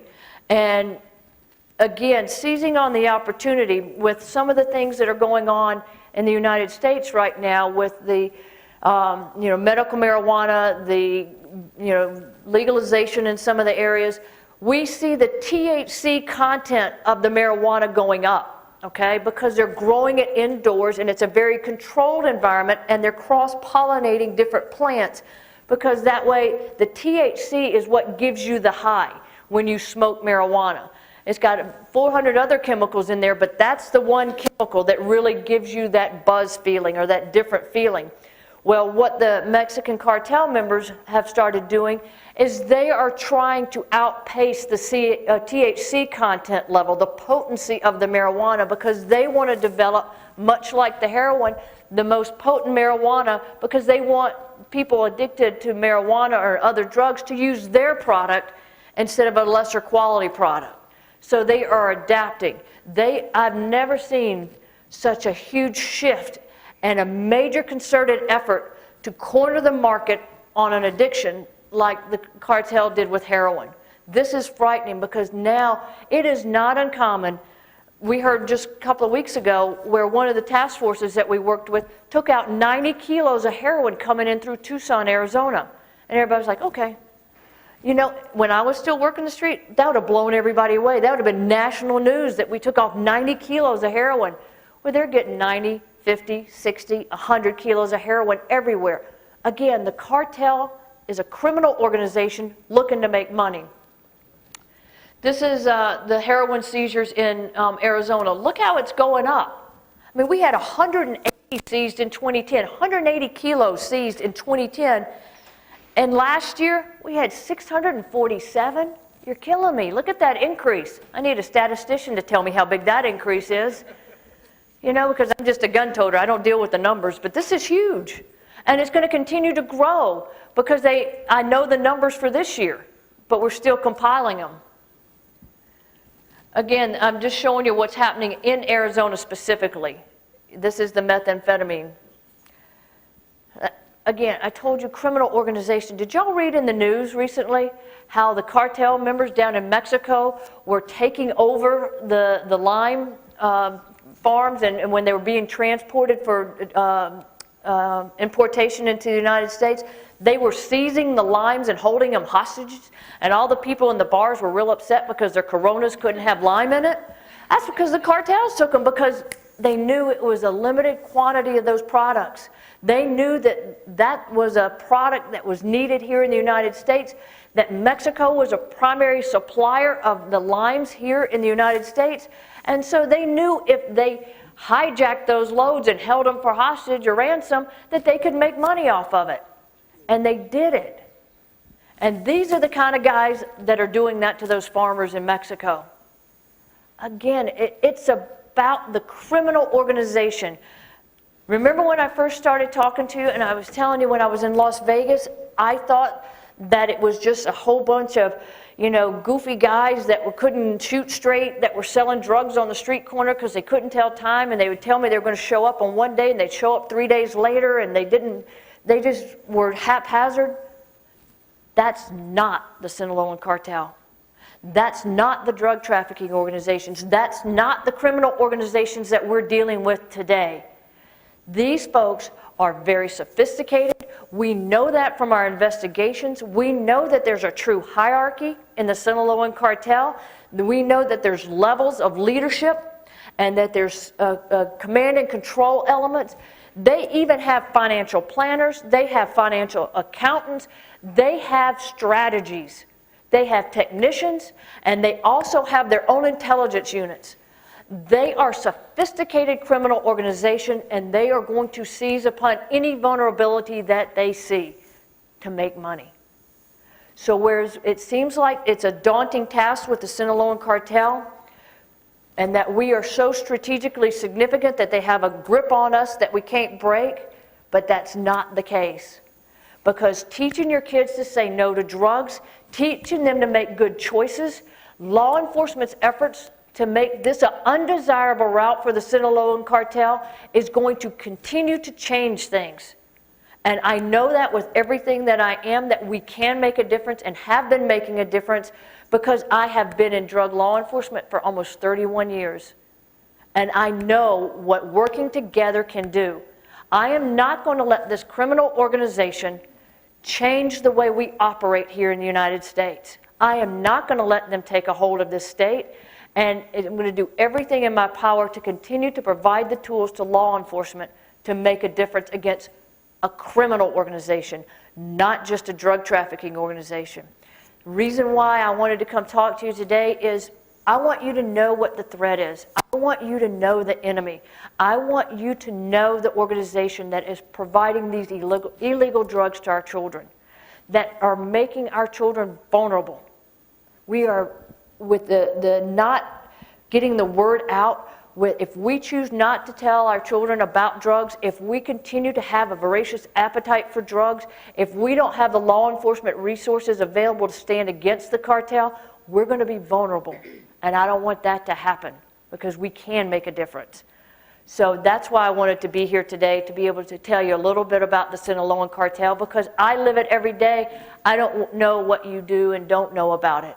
So I hope this enlightens you a little bit about the cartel that lives and operates just below us and within us, and why it's so important that we continue to tell our children that drugs are not the way to go. So thank you all very much. Thank you. Okay. That's pretty close.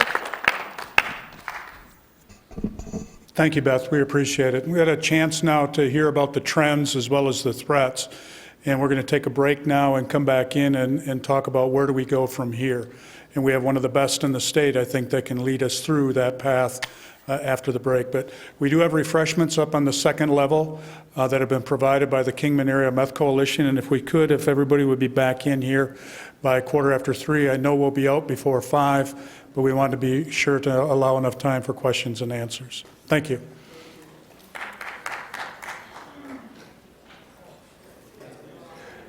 We're going to get started again, if everybody could take their seat.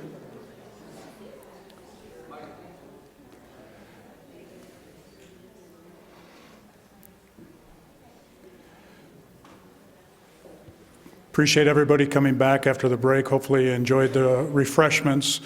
Again, they were provided by our Kingman Area Meth Coalition. We appreciate their co-sponsoring and co-hosting the event for us.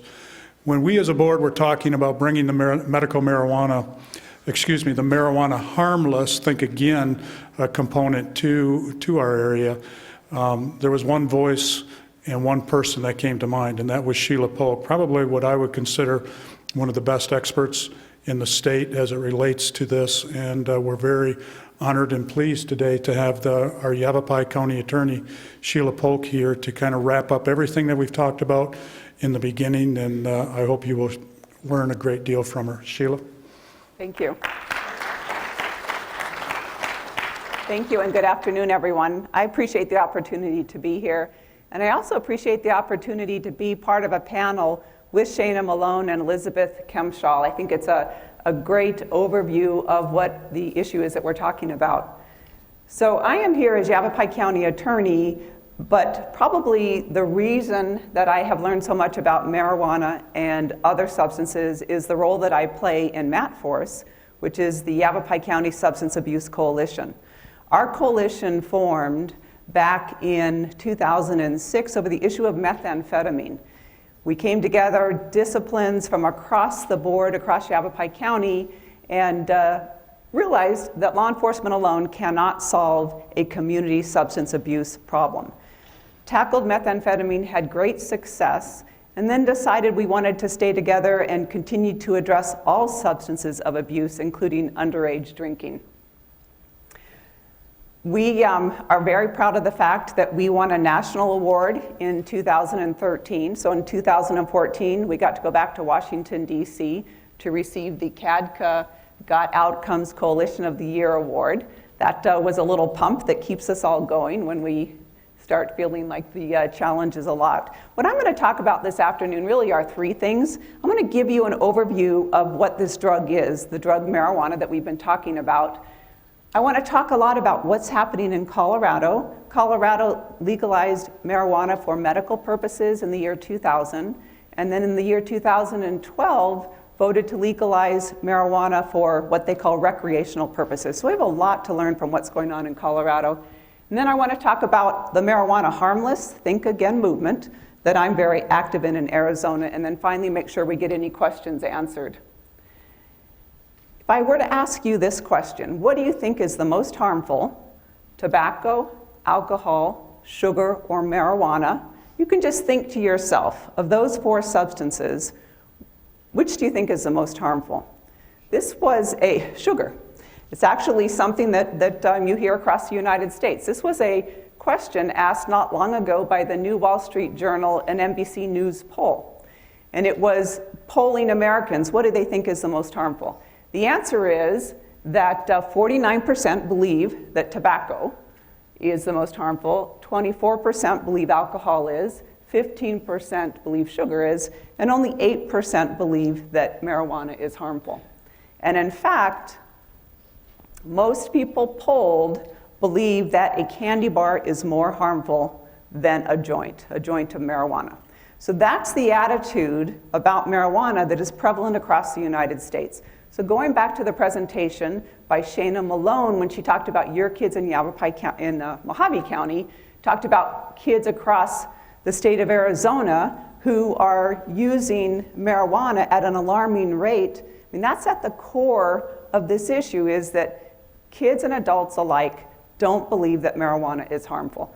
I hope by the end of my presentation today that I will have, at least with all of you here, changed that belief if that's your starting point. So what is marijuana? Well, I hear it often. People say it's just a plant. Well, it is a plant with over 400 chemicals in it. These are different forms. Like any plant, it can be genetically engineered to make it more and more potent. Like any plant, it can be cooked, it can be strained, chemicals can be pulled out of it to make it more and more potent. Of those 400 chemicals in the marijuana plant, it's only one chemical that gives you that mind-altering effect, and that's the THC. That's the psychoactive ingredient in marijuana. There's tons of names for marijuana: pot, weed, reefer, Mary Jane, gangsta, ganja, hash, etc. And there are many different strains of marijuana with varying degrees of potency. How does marijuana affect the body? How is it that that one chemical out of 400 chemicals in the marijuana plant, how does it affect the body, the brain, to give the user that mind-altering effect? Well, here's what's going on. That one chemical, the THC, directly interacts with a certain part of the brain, and it's the brain that controls movement, reward, cognition, appetite, memory, pain, nausea, and coordination. Here's what happens. The THC in the marijuana plant stimulates the reward circuit of the brain, and it causes intense surges of the hormone called dopamine to create the high or the euphoria. Its effects include laughter euphoria, distorted perception of time, impaired coordination, reduced inhibition, risky behavior, difficulty with thinking and problem solving, and memory loss. And so look at that list and think of how that would affect you if you were to drive. And so for DUIs, which is driving while impaired, what we see are slower reaction times, impaired judgment, and problems responding to signals and sound.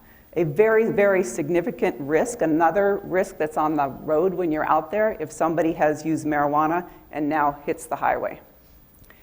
So there's really three things that I see the problem with what marijuana does. Because marijuana hijacks the brain's natural reward system. When we do a job, when we work hard at work, when we study to get an A on our math test, when we work out, we practice hard so that we can earn a position on the baseball field, the brain naturally rewards us. What marijuana does is it hijacks that natural reward system and it substitutes the high of the drug for the high of effort. And so you get reward without effort. And think again about the presentation that Shana Malone did looking at our kids and the number of kids now, starting here in Mohave County as young as 11, who are using marijuana. Think about their academic outcomes. So what does that marijuana do? Well, instead of doing your homework, showing up at school, working hard to get a place on the baseball team, and feeling good about it because your brain is stimulated, produces the dopamine, rewards you for a job well done, you can smoke pot. And not only do you feel rewarded, but you feel much more rewarded. The surges of euphoria, the dopamine, are much more intense coming from the THC than what your brain naturally does. So that's the one problem I see in particular with our kids is a drug that is substituting the artificial reward of the drug with what we expect from our kids, what we hope our kids will do, which is expend effort that will lead to a successful path in life. Now, the second problem with how marijuana impairs the brain is that it is causing long-term damage to that brain's reward system. So it's rewiring chemically how the brain works. So it's not like you get to use marijuana one day and then say, I'm going to quit and everything is going to be fine. Your brain loses its ability to naturally produce that dopamine. Your brain loses its ability to reward you naturally when you produce effort, when you see something that's pleasurable. Over time, your brain is hijacked by the THC, by the chemicals in the marijuana plant, and your brain loses its ability to naturally function. Now, what researchers are telling us, the good news is that that ability eventually can be restored, but it takes a long time. It's probably one of the biggest challenges that I have seen to people who are in treatment for addiction is that without that THC, without the marijuana, they are depressed, they are anxious, they are not functioning, and things out there that give us pleasure and that should give the user pleasure don't give them pleasure. Over time, the brain can mend, but researchers are telling me it's about 18 months to 2 years of rehabilitation before the brain starts to normally reward itself. And then the third problem, I'm going to talk about this a little bit more, is the long-term cognitive damage to the brain. Memory and learning skills are impaired by marijuana, and in some cases, they are permanently impaired depending on how young the person was when they started using and the length of period of use. This is a quote that I found from the National Institute of Drug Abuse, their website, and I like it a lot because it captures what I see all around me in terms of our students. And it's a quote that says, "I was lazy a lot. I didn't want to do drugs. I was depressed. I felt like I was always in a rut. I was always feeling bad about myself, where I was standing in life." And it's from a young person who was using marijuana daily. There's a syndrome out there that psychiatrists call the amotivational syndrome caused by marijuana use. And it's characterized by persistent procrastination, low productivity, low energy, grandiosity. And by that I mean the person using marijuana says, you know what, I could get an A on that math test. I'm really smart. I just don't want to. And so they start deluding themselves that they can do all of that, but they just don't want to. That's grandiosity. Ironically, it's also characterized by low self-confidence. What we see over time is the user becoming less and less confident, particularly when not high. Lack of clear thinking, bad or guilty feelings, anxiety, panic attacks, paranoia. The person becomes unreliable, a decline in personal relations, and poor academic outcomes. I get contacted a lot by parents, and I see it in my community, and I'm sure you would see it in your community as well. And it's parents whose kids have started using pot, probably 15 years old. Around then, parents are noticing that the kids are using pot, noticing that the kid is not, their son or daughter is not doing as well in school, that they are not as motivated, they're no longer trying out for the sports teams, their friends have changed, and all they seem to want to do is hang out, like Albie, hang out on the couch. What scares me is that because our kids are going through adolescence and they're changing anyway, parents don't know what they're seeing. I have a lot of parents who say, well, it's just adolescence. Yeah, they're smoking pot, but kids change when they go through adolescence anyway. And what I keep saying to parents is, it is the pot. That pot is hijacking your son or daughter, possibly doing long-term damage to their brain, but for the moment, clearly hijacking your son or daughter and robbing them of that natural reward system that tells your son or daughter to go out and try, exude effort, and you will be rewarded. And it scares me because parents who think, well, marijuana is harmless, they don't see what marijuana is doing. And so they chalk up their son's or daughter's negative behavior to adolescence, a changing child, and they ignore the marijuana use. Regular marijuana use is clearly harmful to the developing adolescent brain. Its negative effects on attention, memory, and learning can last for days or weeks.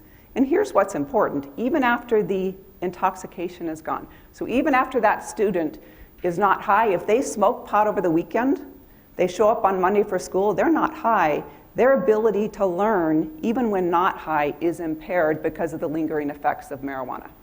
Daily marijuana smokers function at a reduced intellectual level, most, if not all of the time. And impairment, low energy, and reduced initiative, what does that mean for our kids? That means poor academic outcomes.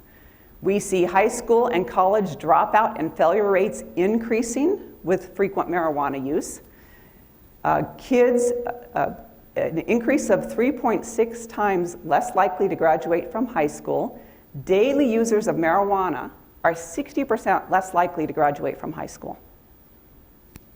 and 2.3 times less likely to enroll in college, and 3.7 times less likely to get a college degree. There was a recent study that came out in the Lancet Psychiatry Journal, and it was a long-term study of all the research that is out there right now on marijuana.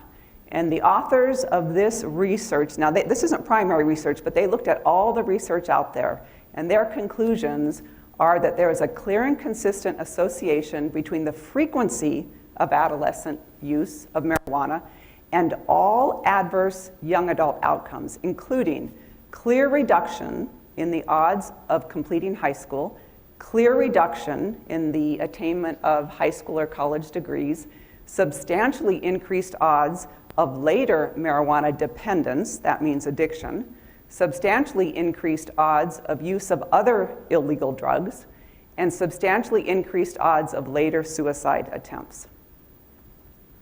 Now, there's a study out of New Zealand, a long-term study that looked at young adults and tracked them from the age of 18 to the age of 38 and measured IQ. You know, if there's one thing that I think the public should really be listening to, particularly when we're talking about our kids, is that this is a drug that decreases the IQ of the frequent user. As we look at our communities across the state, as we look at our communities across this country, what we want is to create healthy communities that lead to paths of success in life. This study, which has been peer-reviewed, it's been attacked, it's been supported by the National Institute of Drug Abuse, the director there talks about this study, found a decrease in IQ of 7 to 8 IQ points for someone who starts young and uses regularly until the age of 38. Now, if you are a genius, if your IQ is 140, you can afford to lose 7 to 8 IQ points. If your IQ is normal, which is around 100, dropping 7 to 8 IQ points takes you into the lower third quotient of the IQ range. That's significant. And what's sad is that even for adults who stopped using, they were able to regain some IQ points, but not all. So what they found in that study was even for those who had stopped and were using infrequently by the age of 38, there was still a 4 to 5 point decrease in IQ. And then also what I think this country needs to be paying attention to is that those lost cognitive abilities are not fully restored, even with those who completely quit. This is a drug that damages the brain. You know, and I like to say to the young kids who are using, you know, this drug apparently feels really, really good. I mean, this is a drug that floods your brain with that feeling that when something is funny, or when our son graduates from preschool and you're just filled with pleasure, multiply that by tons and tons and tons. I mean, that's what this drug is doing, and that's what we have to compete with. But it's a drug that does it by damaging the brain. Use of marijuana when you are young increases the likelihood of mental illness. And so research suggests that regular marijuana use by age 15, that they are 3 times more likely to develop mental illness, such as schizophrenia, and suffer psychotic episodes. And teen users of marijuana are much more likely to use all other illegal substances. What this chart shows you is the green are people who didn't use marijuana at all in the past month. The yellow are kids who use marijuana less than 20 times in the past month. And then the orange are those who use marijuana 20 times or more in the past month. That first column to the right, that's use of alcohol. The second one is cigarettes. The third is prescription pain relievers for an illegal purpose or to get high. The second to the last is ecstasy, and then the one at the end is cocaine. And what this chart shows you is that the more frequently the young person is using marijuana, the much higher their use of all these other illegal substances, including alcohol, is. There's a Dr. Christian Thurston who is out of Colorado, And he's one of the leading researchers on marijuana and tracking what's happening in marijuana since they legalized, tracking what's happening in Colorado since they legalized marijuana. One of the things he's particularly concerned about is what he's seen with use of pregnant women of marijuana while pregnant. And what he is tracking include the following.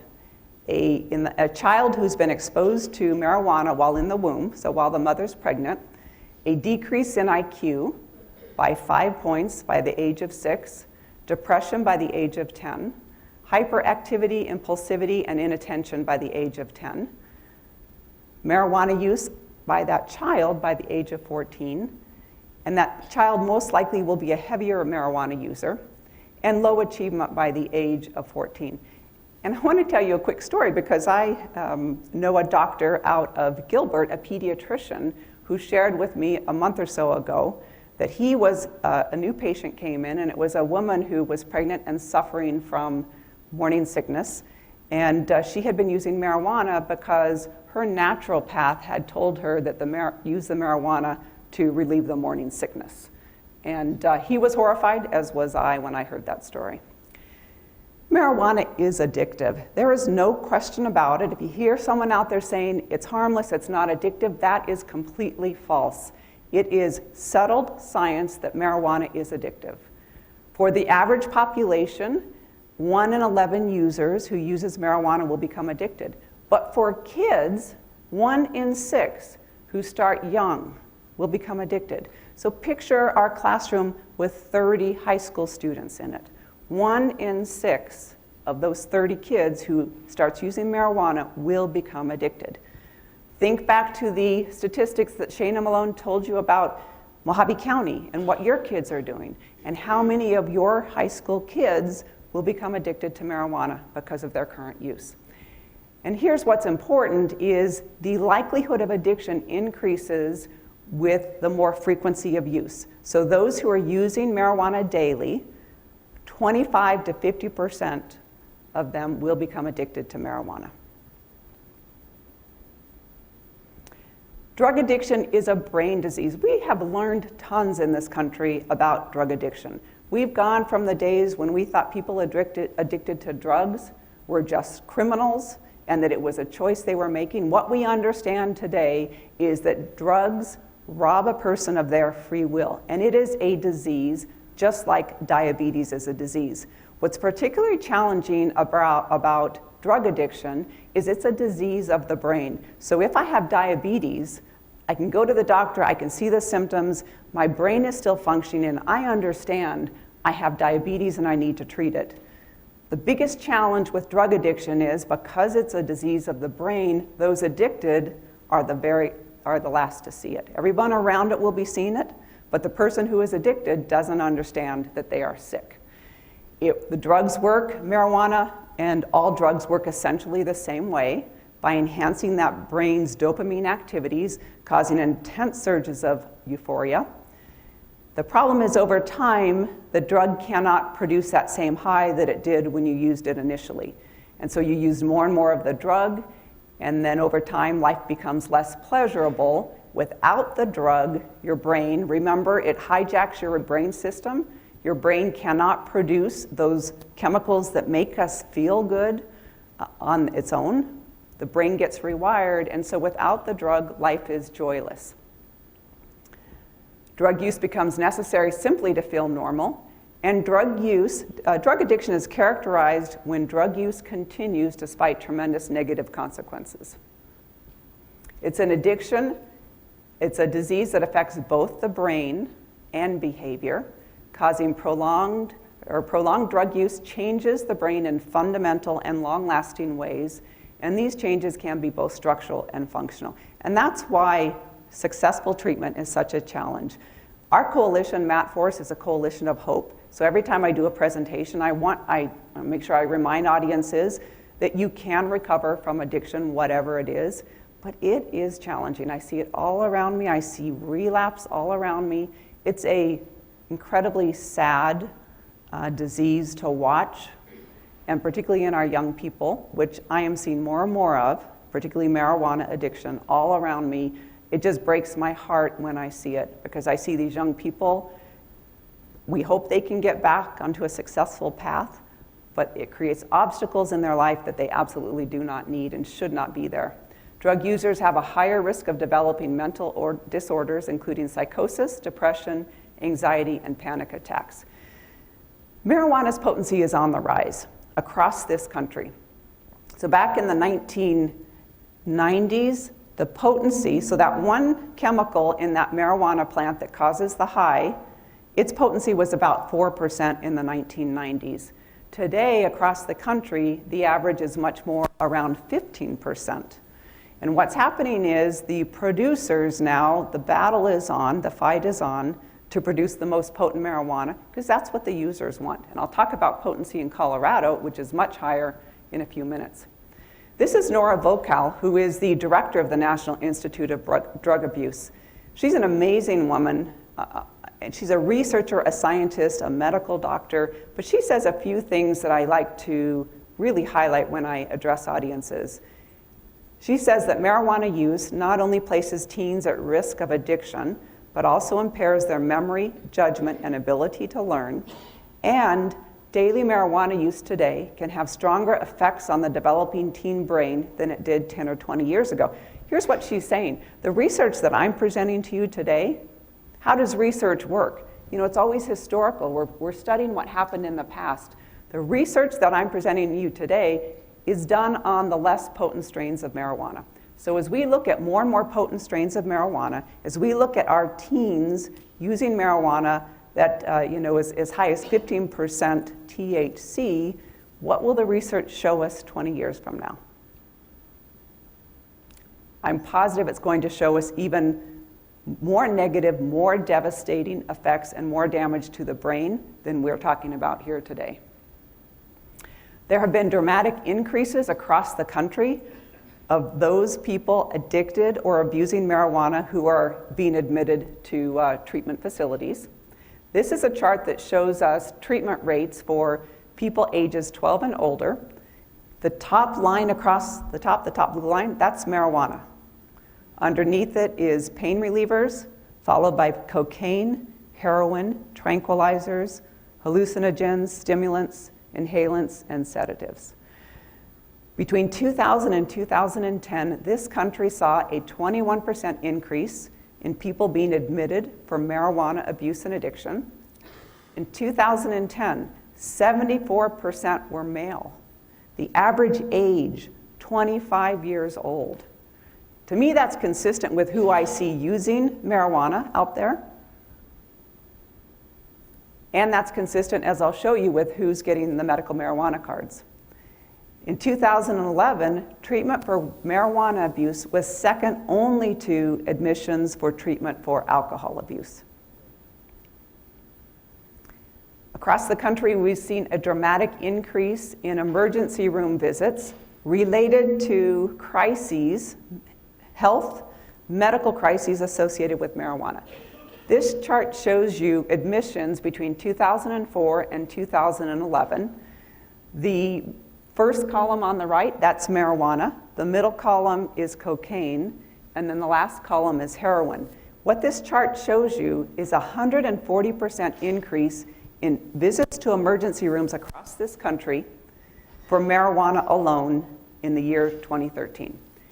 And a 62% increase in visits to emergency rooms for complications of marijuana in combination with some other drug.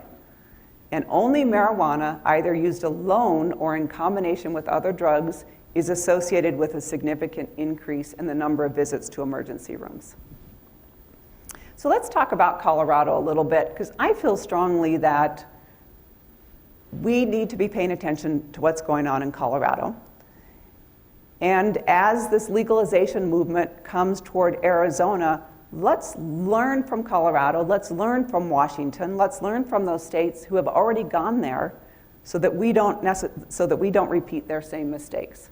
As I said earlier, Colorado legalized marijuana for medical purposes in 2000. Arizona, we did it in the year 2012. In 2009, Colorado, not a lot happened in 2009, until dispensaries were made legal. And then cards proliferated. So by the year 2012, Colorado had over 108,000 registered medical marijuana patients, 94% of whom qualified under a catch-all that allows you to get a medical marijuana card for severe or chronic pain. Arizona has that same provision. And then in November of 2012, marijuana was legalized by the voters in Colorado for recreational use or simply to get high. That's what recreational use is. So they legalized it to legally get high. If you are age 21 or over in Colorado, you can grow up to 6 plants and you can possess up to 1 ounce of marijuana at any time. 1 ounce will give you about 60 joints, and that's a fairly conservative estimate. Legal sales of marijuana use to get high in Colorado began in January of this year, or this past year. We're in 2015 now, so January of 2014. What Colorado has done, and what Washington did, and other states are looking to do, is to legalize an industry that knowingly promotes an addictive and harmful substance so that people can make money. It's the commercialization of a product. So people think, you know, why not legalize marijuana? I don't really care if my next door neighbor has a couple of plants growing. That is not what legalization is. Legalization is the commercialization of an addictive product. Legalization of marijuana opens the doors wide open to massive advertising so that those who are selling it can make, it's estimated, billions of dollars off of this new product. That's what legalization is. It also means targeting the young, because those who start using marijuana at a young age are the ones who would become addicted, and that's where the money is. The addictive substances, including alcohol and cigarettes, are legal addictive products, make most of their money off of those who are addicted. And the problems, including in the workplace, increased costs to our healthcare system, problems to our educational system, the DUIs on our roadways, all of those come from those who are addicted as well. This is a quote from the governor of Colorado last February, where he said, and he was at a conference with governors from across the country, and he told the other governors, including our governor, we don't have the facts, we don't know what the unintended consequences are going to be. I urge caution. So here's what legal marijuana looks like. It's not your neighbor growing a couple of plants. This is what has happened already in Colorado with the legalization. So it's now, you know, the game is on. How do I produce a product that somebody will buy? Well, I produce a product that is tasty. So THC candies, cookies, ice cream, lollipops, gummy bears, popcorn. And I make it look like something that kids will want to try. This is the marketing of marijuana in Colorado right now. These are photographs from Colorado. This is what commercial marijuana looks like. And it's interesting because a recent poll in Colorado found a decrease in support for legal marijuana among the voters. And what the voters in Colorado are saying is, whoa, that's not what I voted for. You know, I voted for letting my next door neighbor grow his own plant. They are stuck. They passed a constitutional amendment to allow the commercialization of marijuana. You know, and people will say to me, well, why don't they prohibit advertising? Commercial speech is free speech under the First Amendment in this country. You can't prohibit the advertising of a product. We prohibit the advertising of tobacco products through the lawsuit. Remember the 1960s when it was discovered that the tobacco industry had been lying to the American people for decades and decades, trying to convince us they were hiding evidence that tobacco was harmful? Well, there was this massive settlement, and in that settlement, they agreed not to advertise. That's the only reason you don't see ads of cigarettes on our TV. You can advertise your product. That's protected speech under the First Amendment. This is out of Washington. This is a drink. It's a pot-laced drink called Legal. And I just put up a quote here from a psychiatrist out of Washington, a doctor who said, "Marketing marijuana through fruity, colorful drinks is a dangerous experiment that has addictive implications." And so I want to compare now what's happened in Colorado, now that it's legal to play around with marijuana there. What's happened to the potency there? This is the chart I had up earlier, where across the country, the average potency of marijuana, of the THC component of marijuana, is around 15%. Last 4 years in Colorado, now the average is around 30%. And that's because this is competition. This is free enterprise. I'm going to make a product that will sell better than the guy next door, the product he's selling. And what does that product in terms of marijuana look like? You know, where can I get the best high? The other thing that's going on in Colorado, and we're seeing it illegally here in Arizona, but it's this process of extracting the THC in an oil form. And so you have this incredibly potent marijuana product. It's called dabbing. This is what it looks like. It looks a bunch of various forms. But dabbing, it's the act of smoking this concentrated form of marijuana oil. What Colorado is seeing is a huge increase in the number of explosions because to create this butane hash oil, you have to introduce heat to your plant, to your leaves, and you introduce gas, and that's how you extract. And so there's a lot of butane hash oil explosions in Colorado. I didn't update this slide. There are many more that I'm showing on there for 2013 and 2014. And a couple of things that I like to remind people.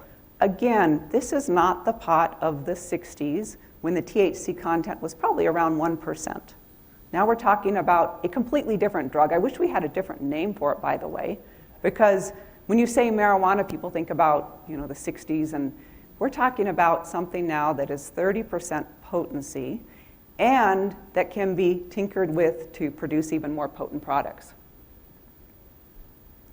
It also creates a lot of danger for law enforcement. Just like our meth labs and law enforcement would come across a scene, and in the early days we didn't know what was there. I personally know a police officer with destroyed lungs from exposure to a meth lab in the Midwest back in the days when we didn't know about meth labs. This is an article out of New Jersey, cooking marijuana into hash oil, causing disastrous fires. Actually, I invite you, pay attention to the local newspaper, pay attention to newspapers from other states. Start looking for those explosions. You know, that mysterious explosion in a neighborhood, the garage goes up in flames. Dig a little bit and you'll find out that that was a butane hash oil operation.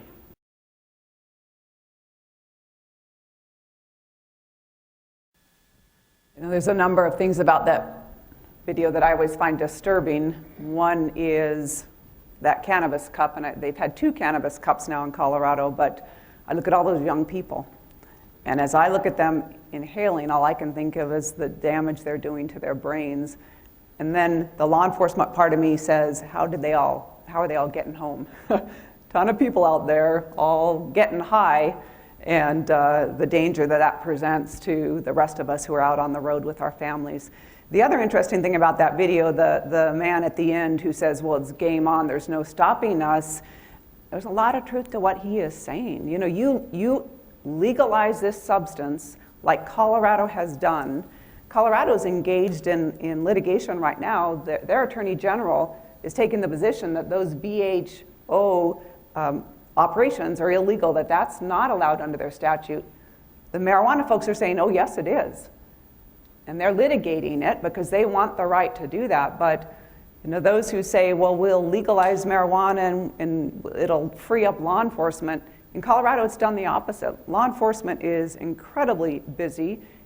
All these regulations that they're now supposed to be enforcing, these labs, the high schools. I've got a friend who is the police chief outside of, he's a suburb outside of Denver, and he says he's had to station more officers on the campus because of all the pot on the campus. And you know, I always look at that young man who says "game on," and it is so true. You let your state do what Colorado has done, and it's really difficult to get a handle back on it again. So we're going to talk about stats out of Colorado. Between 2000, and you know, it's interesting, first of all, Colorado's not doing a very good job of data collection. And if you're going to run an experiment, if you're going to legalize marijuana to get high, don't you think you ought to be collecting good data? They're not collecting good data. Most of the data in my report comes from Director Kemshall's counterpart in Colorado, the HIDA director, who is doing his best to collect data so we can see what's going on. But most of this data comes from before they started before marijuana was legalized to get high. So this data out of Colorado is from their medical marijuana programs. But between 2011 and 2013, Colorado saw a 57% increase in emergency room visits. In 2012, the city of Denver, their rate for marijuana-related emergency room visits was 45% higher than the rate for the state. Why is that? Colorado's initiative allowed communities to not allow the dispensaries, to not allow the sales. And so a lot of communities throughout Colorado have banned it. Denver took the opposite approach. 3/4 of the dispensaries for marijuana are in Denver. And so they have a rate of emergency room visits related to marijuana that's 45% higher than the rest of the state. They have seen an increase of 82% in hospitalizations related to marijuana between 2008 and 2013. And then children exposed to marijuana, comparing the period of 2006 to 2009 with the period of 2010 to 2013. Children ages 0 to 5 exposed to marijuana saw an increase of 268%. We're talking about little kids getting their hands on marijuana that looks like what? That looks like candy, that looks like lollipops. 268% increase. And Colorado's rate of exposure of their young children to marijuana is triple the national average. Colorado's kids are using, their students ages 12 to 17 are using marijuana at a rate that is 38% higher than the national average. This is a chart that shows you all ages in Colorado. On the far left are ages 12 and up, so 12 to 100 years old if you're using. The blue is the national average rate of use, and the red is the Colorado rate. And this is past month use. And so you can see across the board, regardless of the age in Colorado, they're just using marijuana at a much higher rate than the national average. I focus a lot on our kids, and so when I look at that statistic that tells us for their students ages 12 to 17, their kids are using marijuana at a rate that's 38% higher than the national average. And it's interesting, look at that third column, and that's people ages 18 to 25. Look how high their young adult use of marijuana is compared to the rest of the country. Between 2012 and 2013, their rate of use jumped 22%, while the rest of the nation increased 0.4%. And it's interesting because in fact, you saw it in that video I showed, a lot of times people will say, well, let's legalize it and we'll regulate it. We'll keep it out of the hands of kids. These statistics show us, well, first of all, it's already regulated, right? It's a controlled banned substance. So what they're really saying is let's deregulate it and we'll keep it out of the hands of kids. Colorado statistics clearly show us that those who say regulate or legalize and regulate, really what that means is legalize it and we will see widespread use. Here's what's going on in Colorado schools. their their drug-related expulsions and suspensions have risen 32% from the 2008-2009 academic year to 2013. And what their administrators tell us is those expulsions and suspensions are related to marijuana.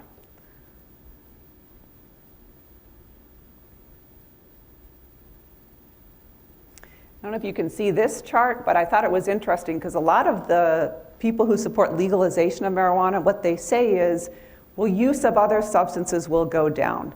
In fact, the latest survey, the national survey, the chart I had up there a couple of slides ago, actually shows an increase in Colorado of use of all substances, including alcohol and including marijuana. But this one's an interesting chart because the red line is suspensions relating to alcohol, and then the blue line, those are suspensions relating to drugs. And what it shows is dramatic increase in suspensions related to drugs, mostly marijuana, according to the authorities, and there's not a decrease in suspensions relating to alcohol, so that activity is staying the same. And then fatalities involving drivers of vehicles who have marijuana in their system, who are testing positive for marijuana. Across the country, by the way, we've done a great job in decreasing traffic fatalities and traffic fatalities by drivers that are impaired. You know, we've been big push across this country, right? MAD, SAD, get a designated driver, don't drive drunk. That message, we are driving home, doing a really good job, doing a good job here in Arizona. So overall, between 2007 and 2012, traffic fatalities in Colorado decreased 14.8%, as they did across the country. But here's what was different about Colorado, is during that same time period, the traffic fatalities that they did have, those that were involving a driver who tested positive for marijuana increased 100%. And fatal car crashes across this country involving a driver who tests positive for marijuana have tripled over the past decade. Interesting in Colorado, I'm going to talk a little bit about the tax revenue that they're getting from the legal sale of marijuana, because that's the big sale to the population. We'll legalize it, we'll tax it, and then we can do really good things for you with the money that we're going to get. I mean, that's how you get voters to vote this thing in. So Colorado, in response to this increase in impaired drivers due to marijuana, is now running a DUI marijuana campaign trying to discourage that. So with that money that they're getting, what do they have to do? They have to address the very social ills that the marijuana is creating in the first place. I'm going to play the 3 commercials, though. I like them. I mean, I always love to get the message out, don't drive impaired, whether it's alcohol, any drug, prescription drugs, whatever it is. And I like these 3 commercials in particular that they're running. And there's a couple of reasons I like them. One is the message, but the other one is I think they have successfully conveyed this idea of peer disapproval for getting stoned. So you can form your own opinion. I'm going to play the 3 back to back. They're all quite short.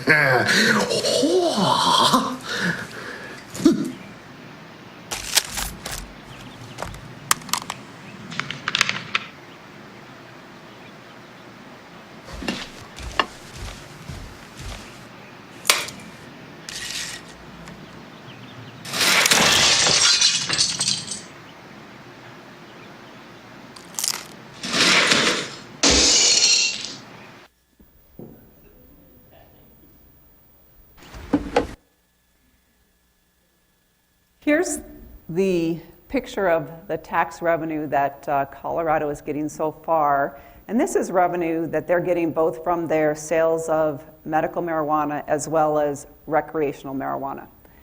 From January, legal sales, now this is the commercial sale of marijuana, it was authorized beginning January of 2014. And so between January and October, they've collected $60 million in tax revenue.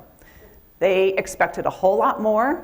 They promised a whole lot more when they sold the initiative to the voters. They've only gotten $60 million so far. And just to put that in context for you, Arizona's state budget for the current fiscal year that we're in right now, anybody know what it is? $9.3 billion. $9.3 billion is the Arizona state budget. And so this promise of tax revenue, put it in perspective when you hear those promises out there about all this money we're going to bring in and we can build more schools for you, which is what they said in Colorado. But for $60 million, here's what they've gotten so far, are an increase in marijuana impaired drivers. They have more regulation and enforcement challenges than ever before. Law enforcement in Colorado is requesting more funds, more training. How do we deal with those BHO labs?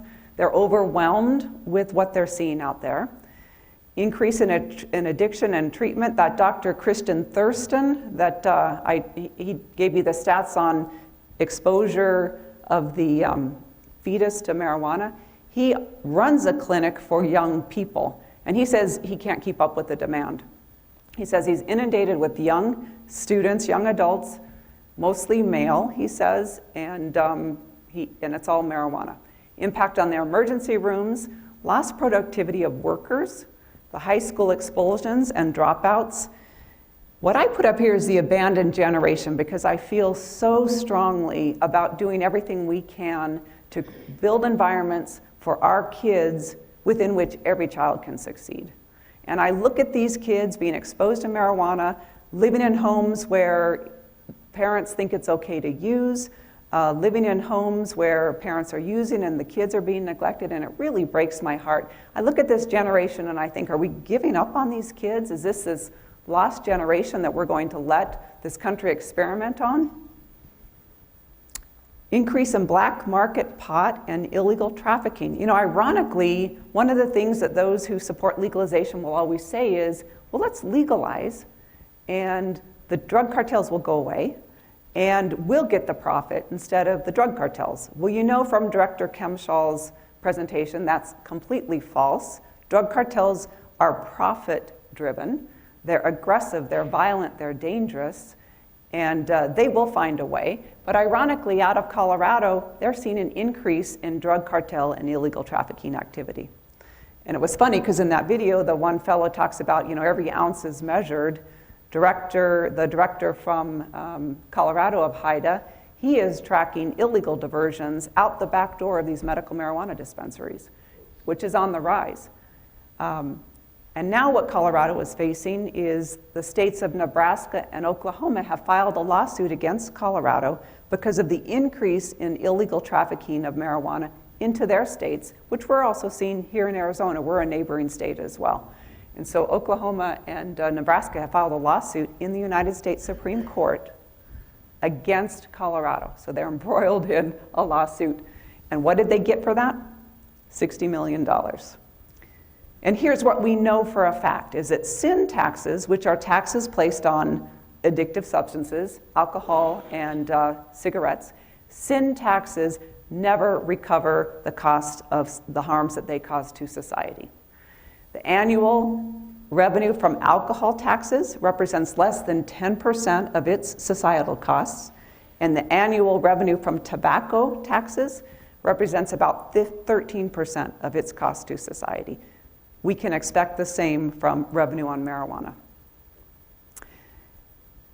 There is a myth out there that our prisons are filled with nothing other than people who were smoking pot. That is absolutely false.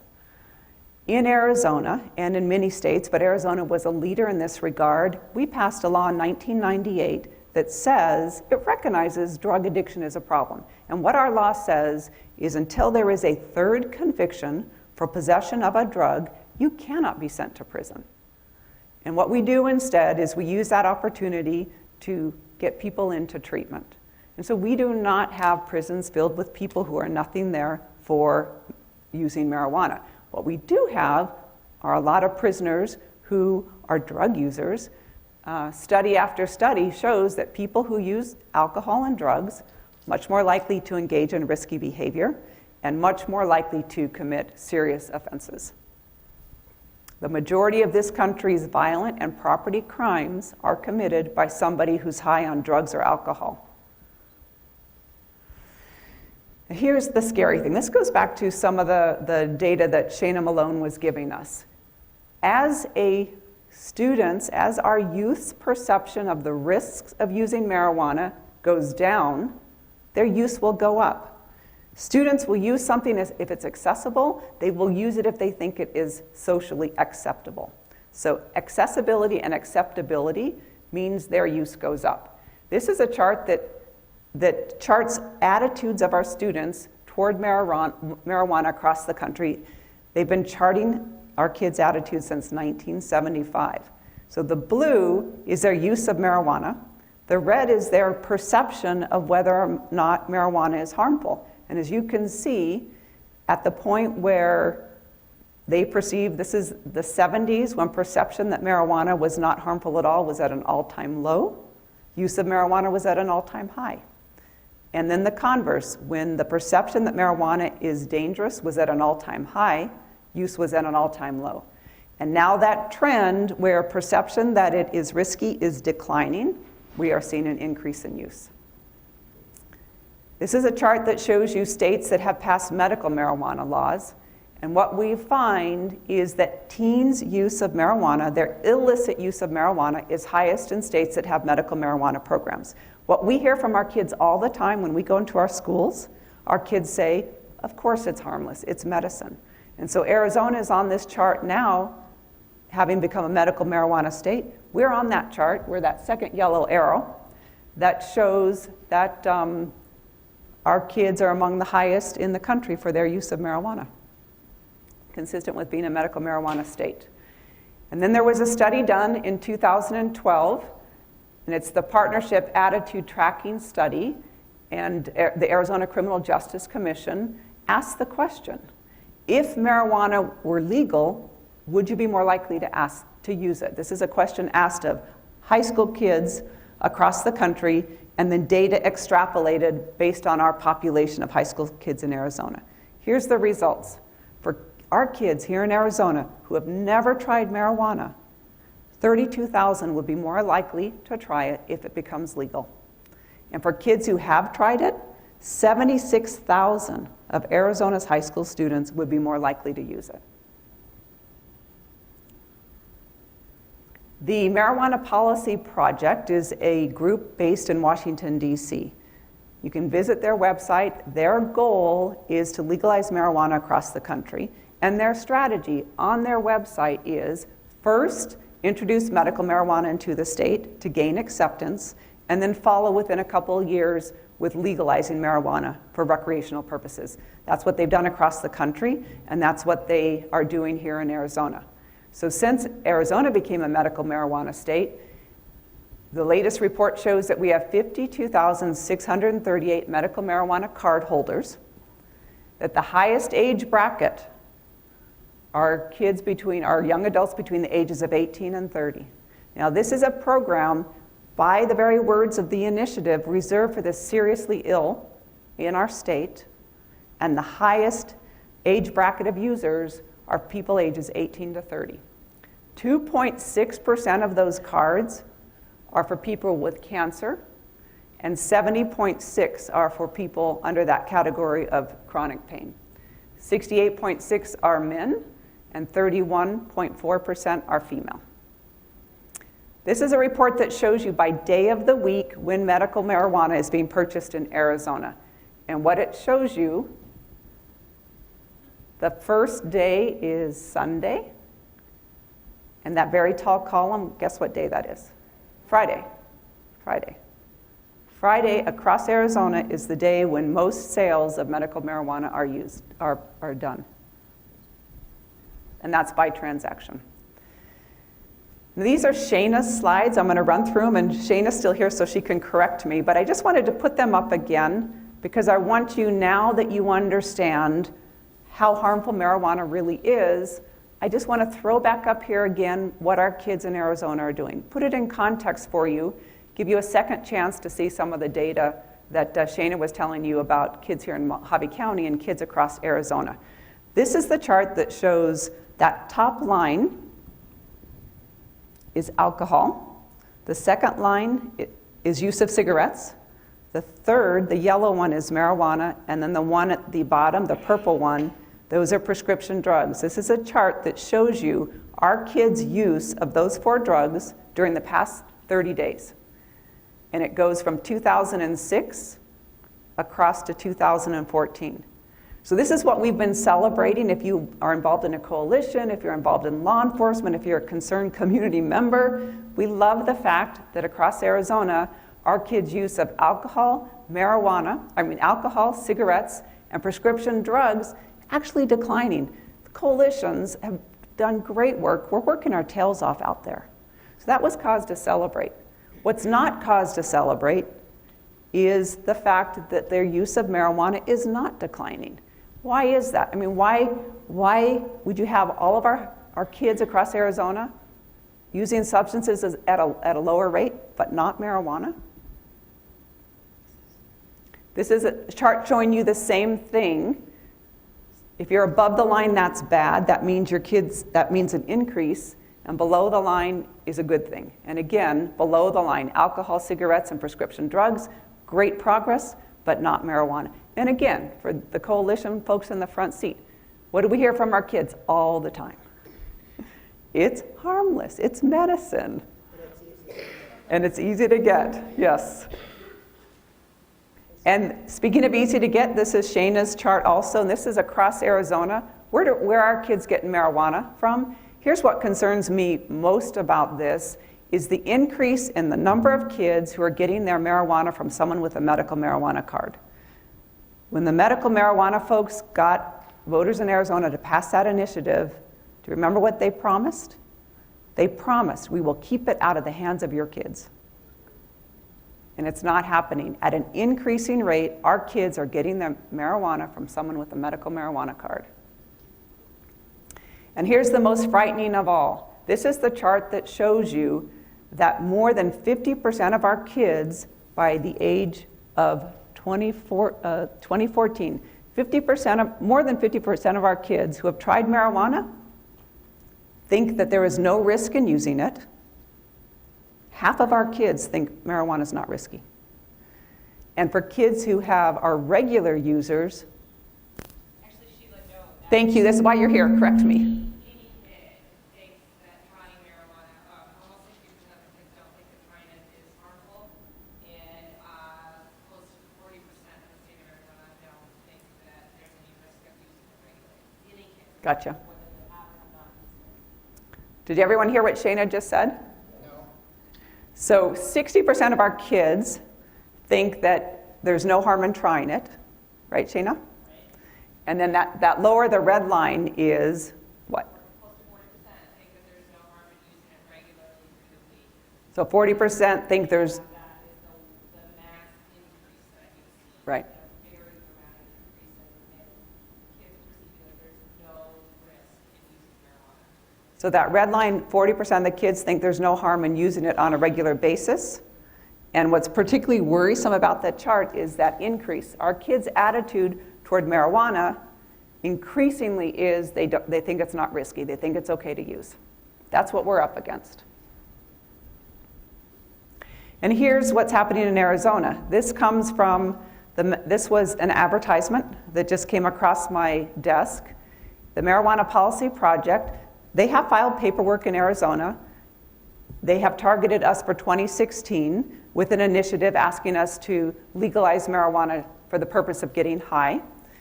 And they are now advertising jobs in Arizona. They're advertising director jobs to promote the initiative. You probably can't read it, but they're also hiring 20 people to gather signatures. So to get a law on the ballot in Arizona, it starts through this signature gathering process. And you have to get, it depends on what the vote was in the prior election, but what the Marijuana Policy Project is targeting is to gather 260,000 signatures between June of 2015 and June of 2016, which will allow them to put this initiative on our ballot.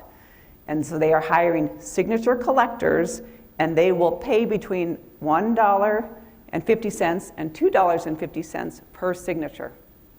It's legal. So, you know, people think this initiative process is the grassroots citizens' way to make law. It's in our Constitution. It's a wonderful idea. But what it allows is out-of-state money to come into a state with an agenda, finance it completely out of state, and actually pay people to go out and collect those signatures to get it on the ballot. So that's coming our way.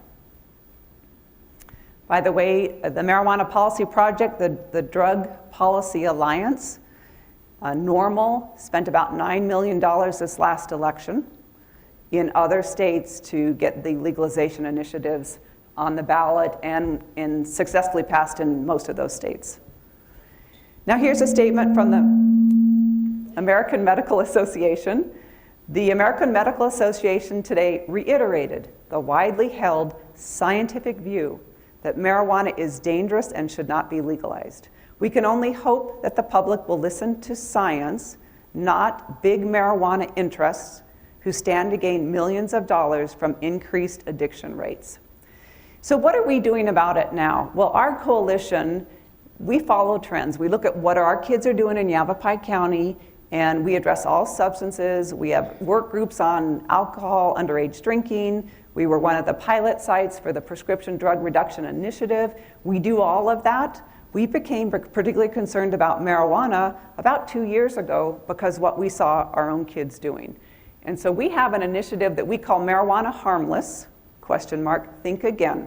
We have a website, www.marijuanaharmless, think again, all one word, that you can go to. And we're just trying to raise awareness. We're doing everything we can to help people understand that marijuana is a harmful drug. Presentations like I'm doing for you today. We have 3 public service announcements that I want to play to you back to back. Cable One in Yavapai County produced these for free for us. They're running them on their stations. They're awesome.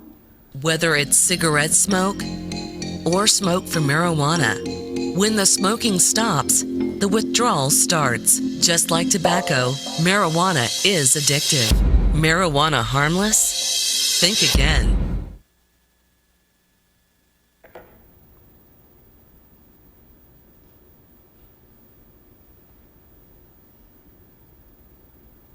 If marijuana is legalized in Arizona, 32,000 high school students who have never smoked pot say they will be more likely to try it for the first time, jeopardizing their motivation, dreams, and future success in school and life. Marijuana harmless? Think again.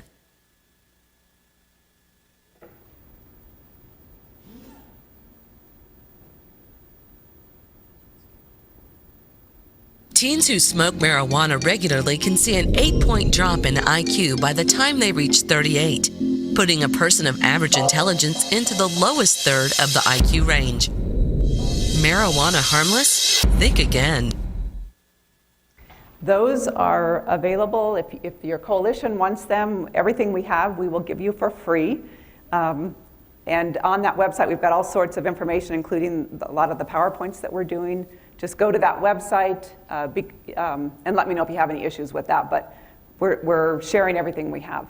I just want to end with this quote from President Kennedy because it goes back to what I think we all care about and why we are here, and that's our kids. And it's a beautiful quote where he says, "Our most basic common link is that we all inhabit this planet, we all breathe the same air, we all cherish our children's future, and we are all mortal."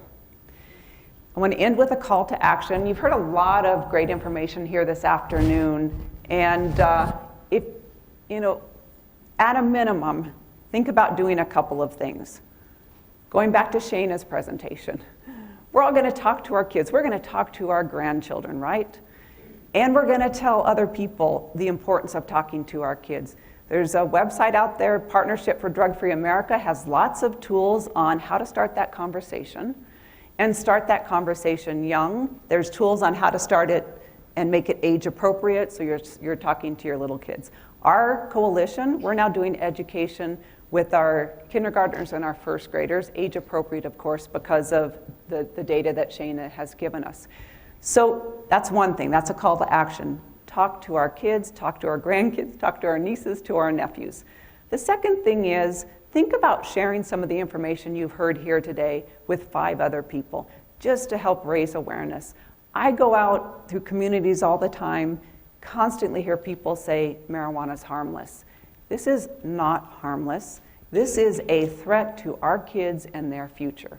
And then finally, visit our website. Lots of tools on our website to equip you if you'd like to go out and do presentations. Whatever we can do, that is our goal. We want to raise awareness about the harms of marijuana to our end, which is to build healthy communities within which every child can thrive and succeed. Thank you all very much.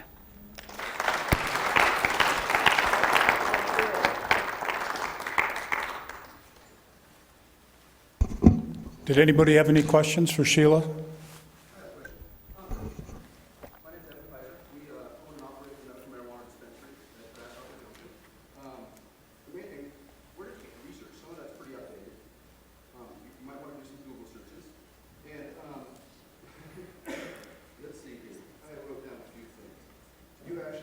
You want me to answer your first question? Yeah. All right. At the beginning of the presentation, I had a slide. Most of the facts that I have in my presentation come from the National Institute of Drug Abuse, the American Medical Association. Quite a bit of the data out of Colorado came from the Rocky Mountain HIDA organization. I disagree with you that it is outdated. There's a lot of research out there. I will say one of the benefits with the movement across the country is there is tons of research now. And what we're finding is more and more of the research is telling us how harmful this drug is. Okay, second question is, you compared dopamine depression to marijuana. Do you think that's better than taking Xanax and making people seriously depressed for a long time? And we see Xanax works very fast, but we've seen great response to patients stopping 90% of their prescription use for using marijuana. I'm not here to debate. Ruining their lives, have zero quality of life. Today, I'm running a certification center. I just got 20 new patients certified with a doctor here that, those people are begging for their life packs. Sir, remember we spoke earlier that it was just going to be a question and answer?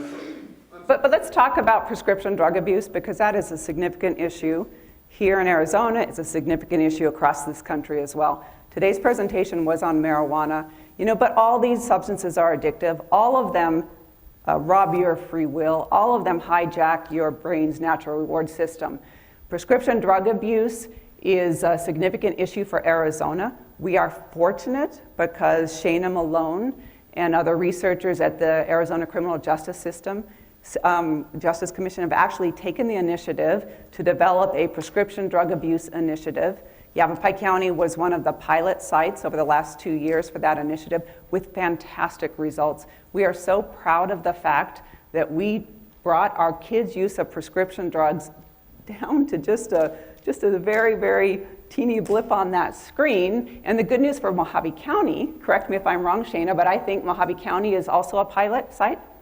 Correct. Yes, so Shayna's working with you right now.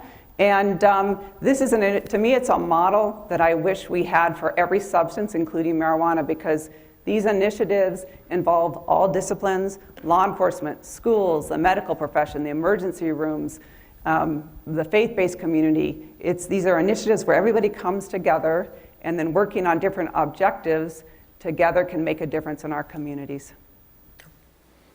Okay, time for one more question. I'm just a parent, concerned citizen, grandparent rather. I was wondering if you guys do these forums for schools, for like school boards and things. You know, in Yavapai County, we're doing a ton of that, and we will make all of our material available if you want to use it, if you want to go to your school boards. Yes, when we developed Marijuana Harmless Think Again, initially we were just focusing on Yavapai County, but we quickly realized that it's a statewide issue, made the decision to make all of our material available statewide. So it's there. When you need it, we'll do what we can to help you.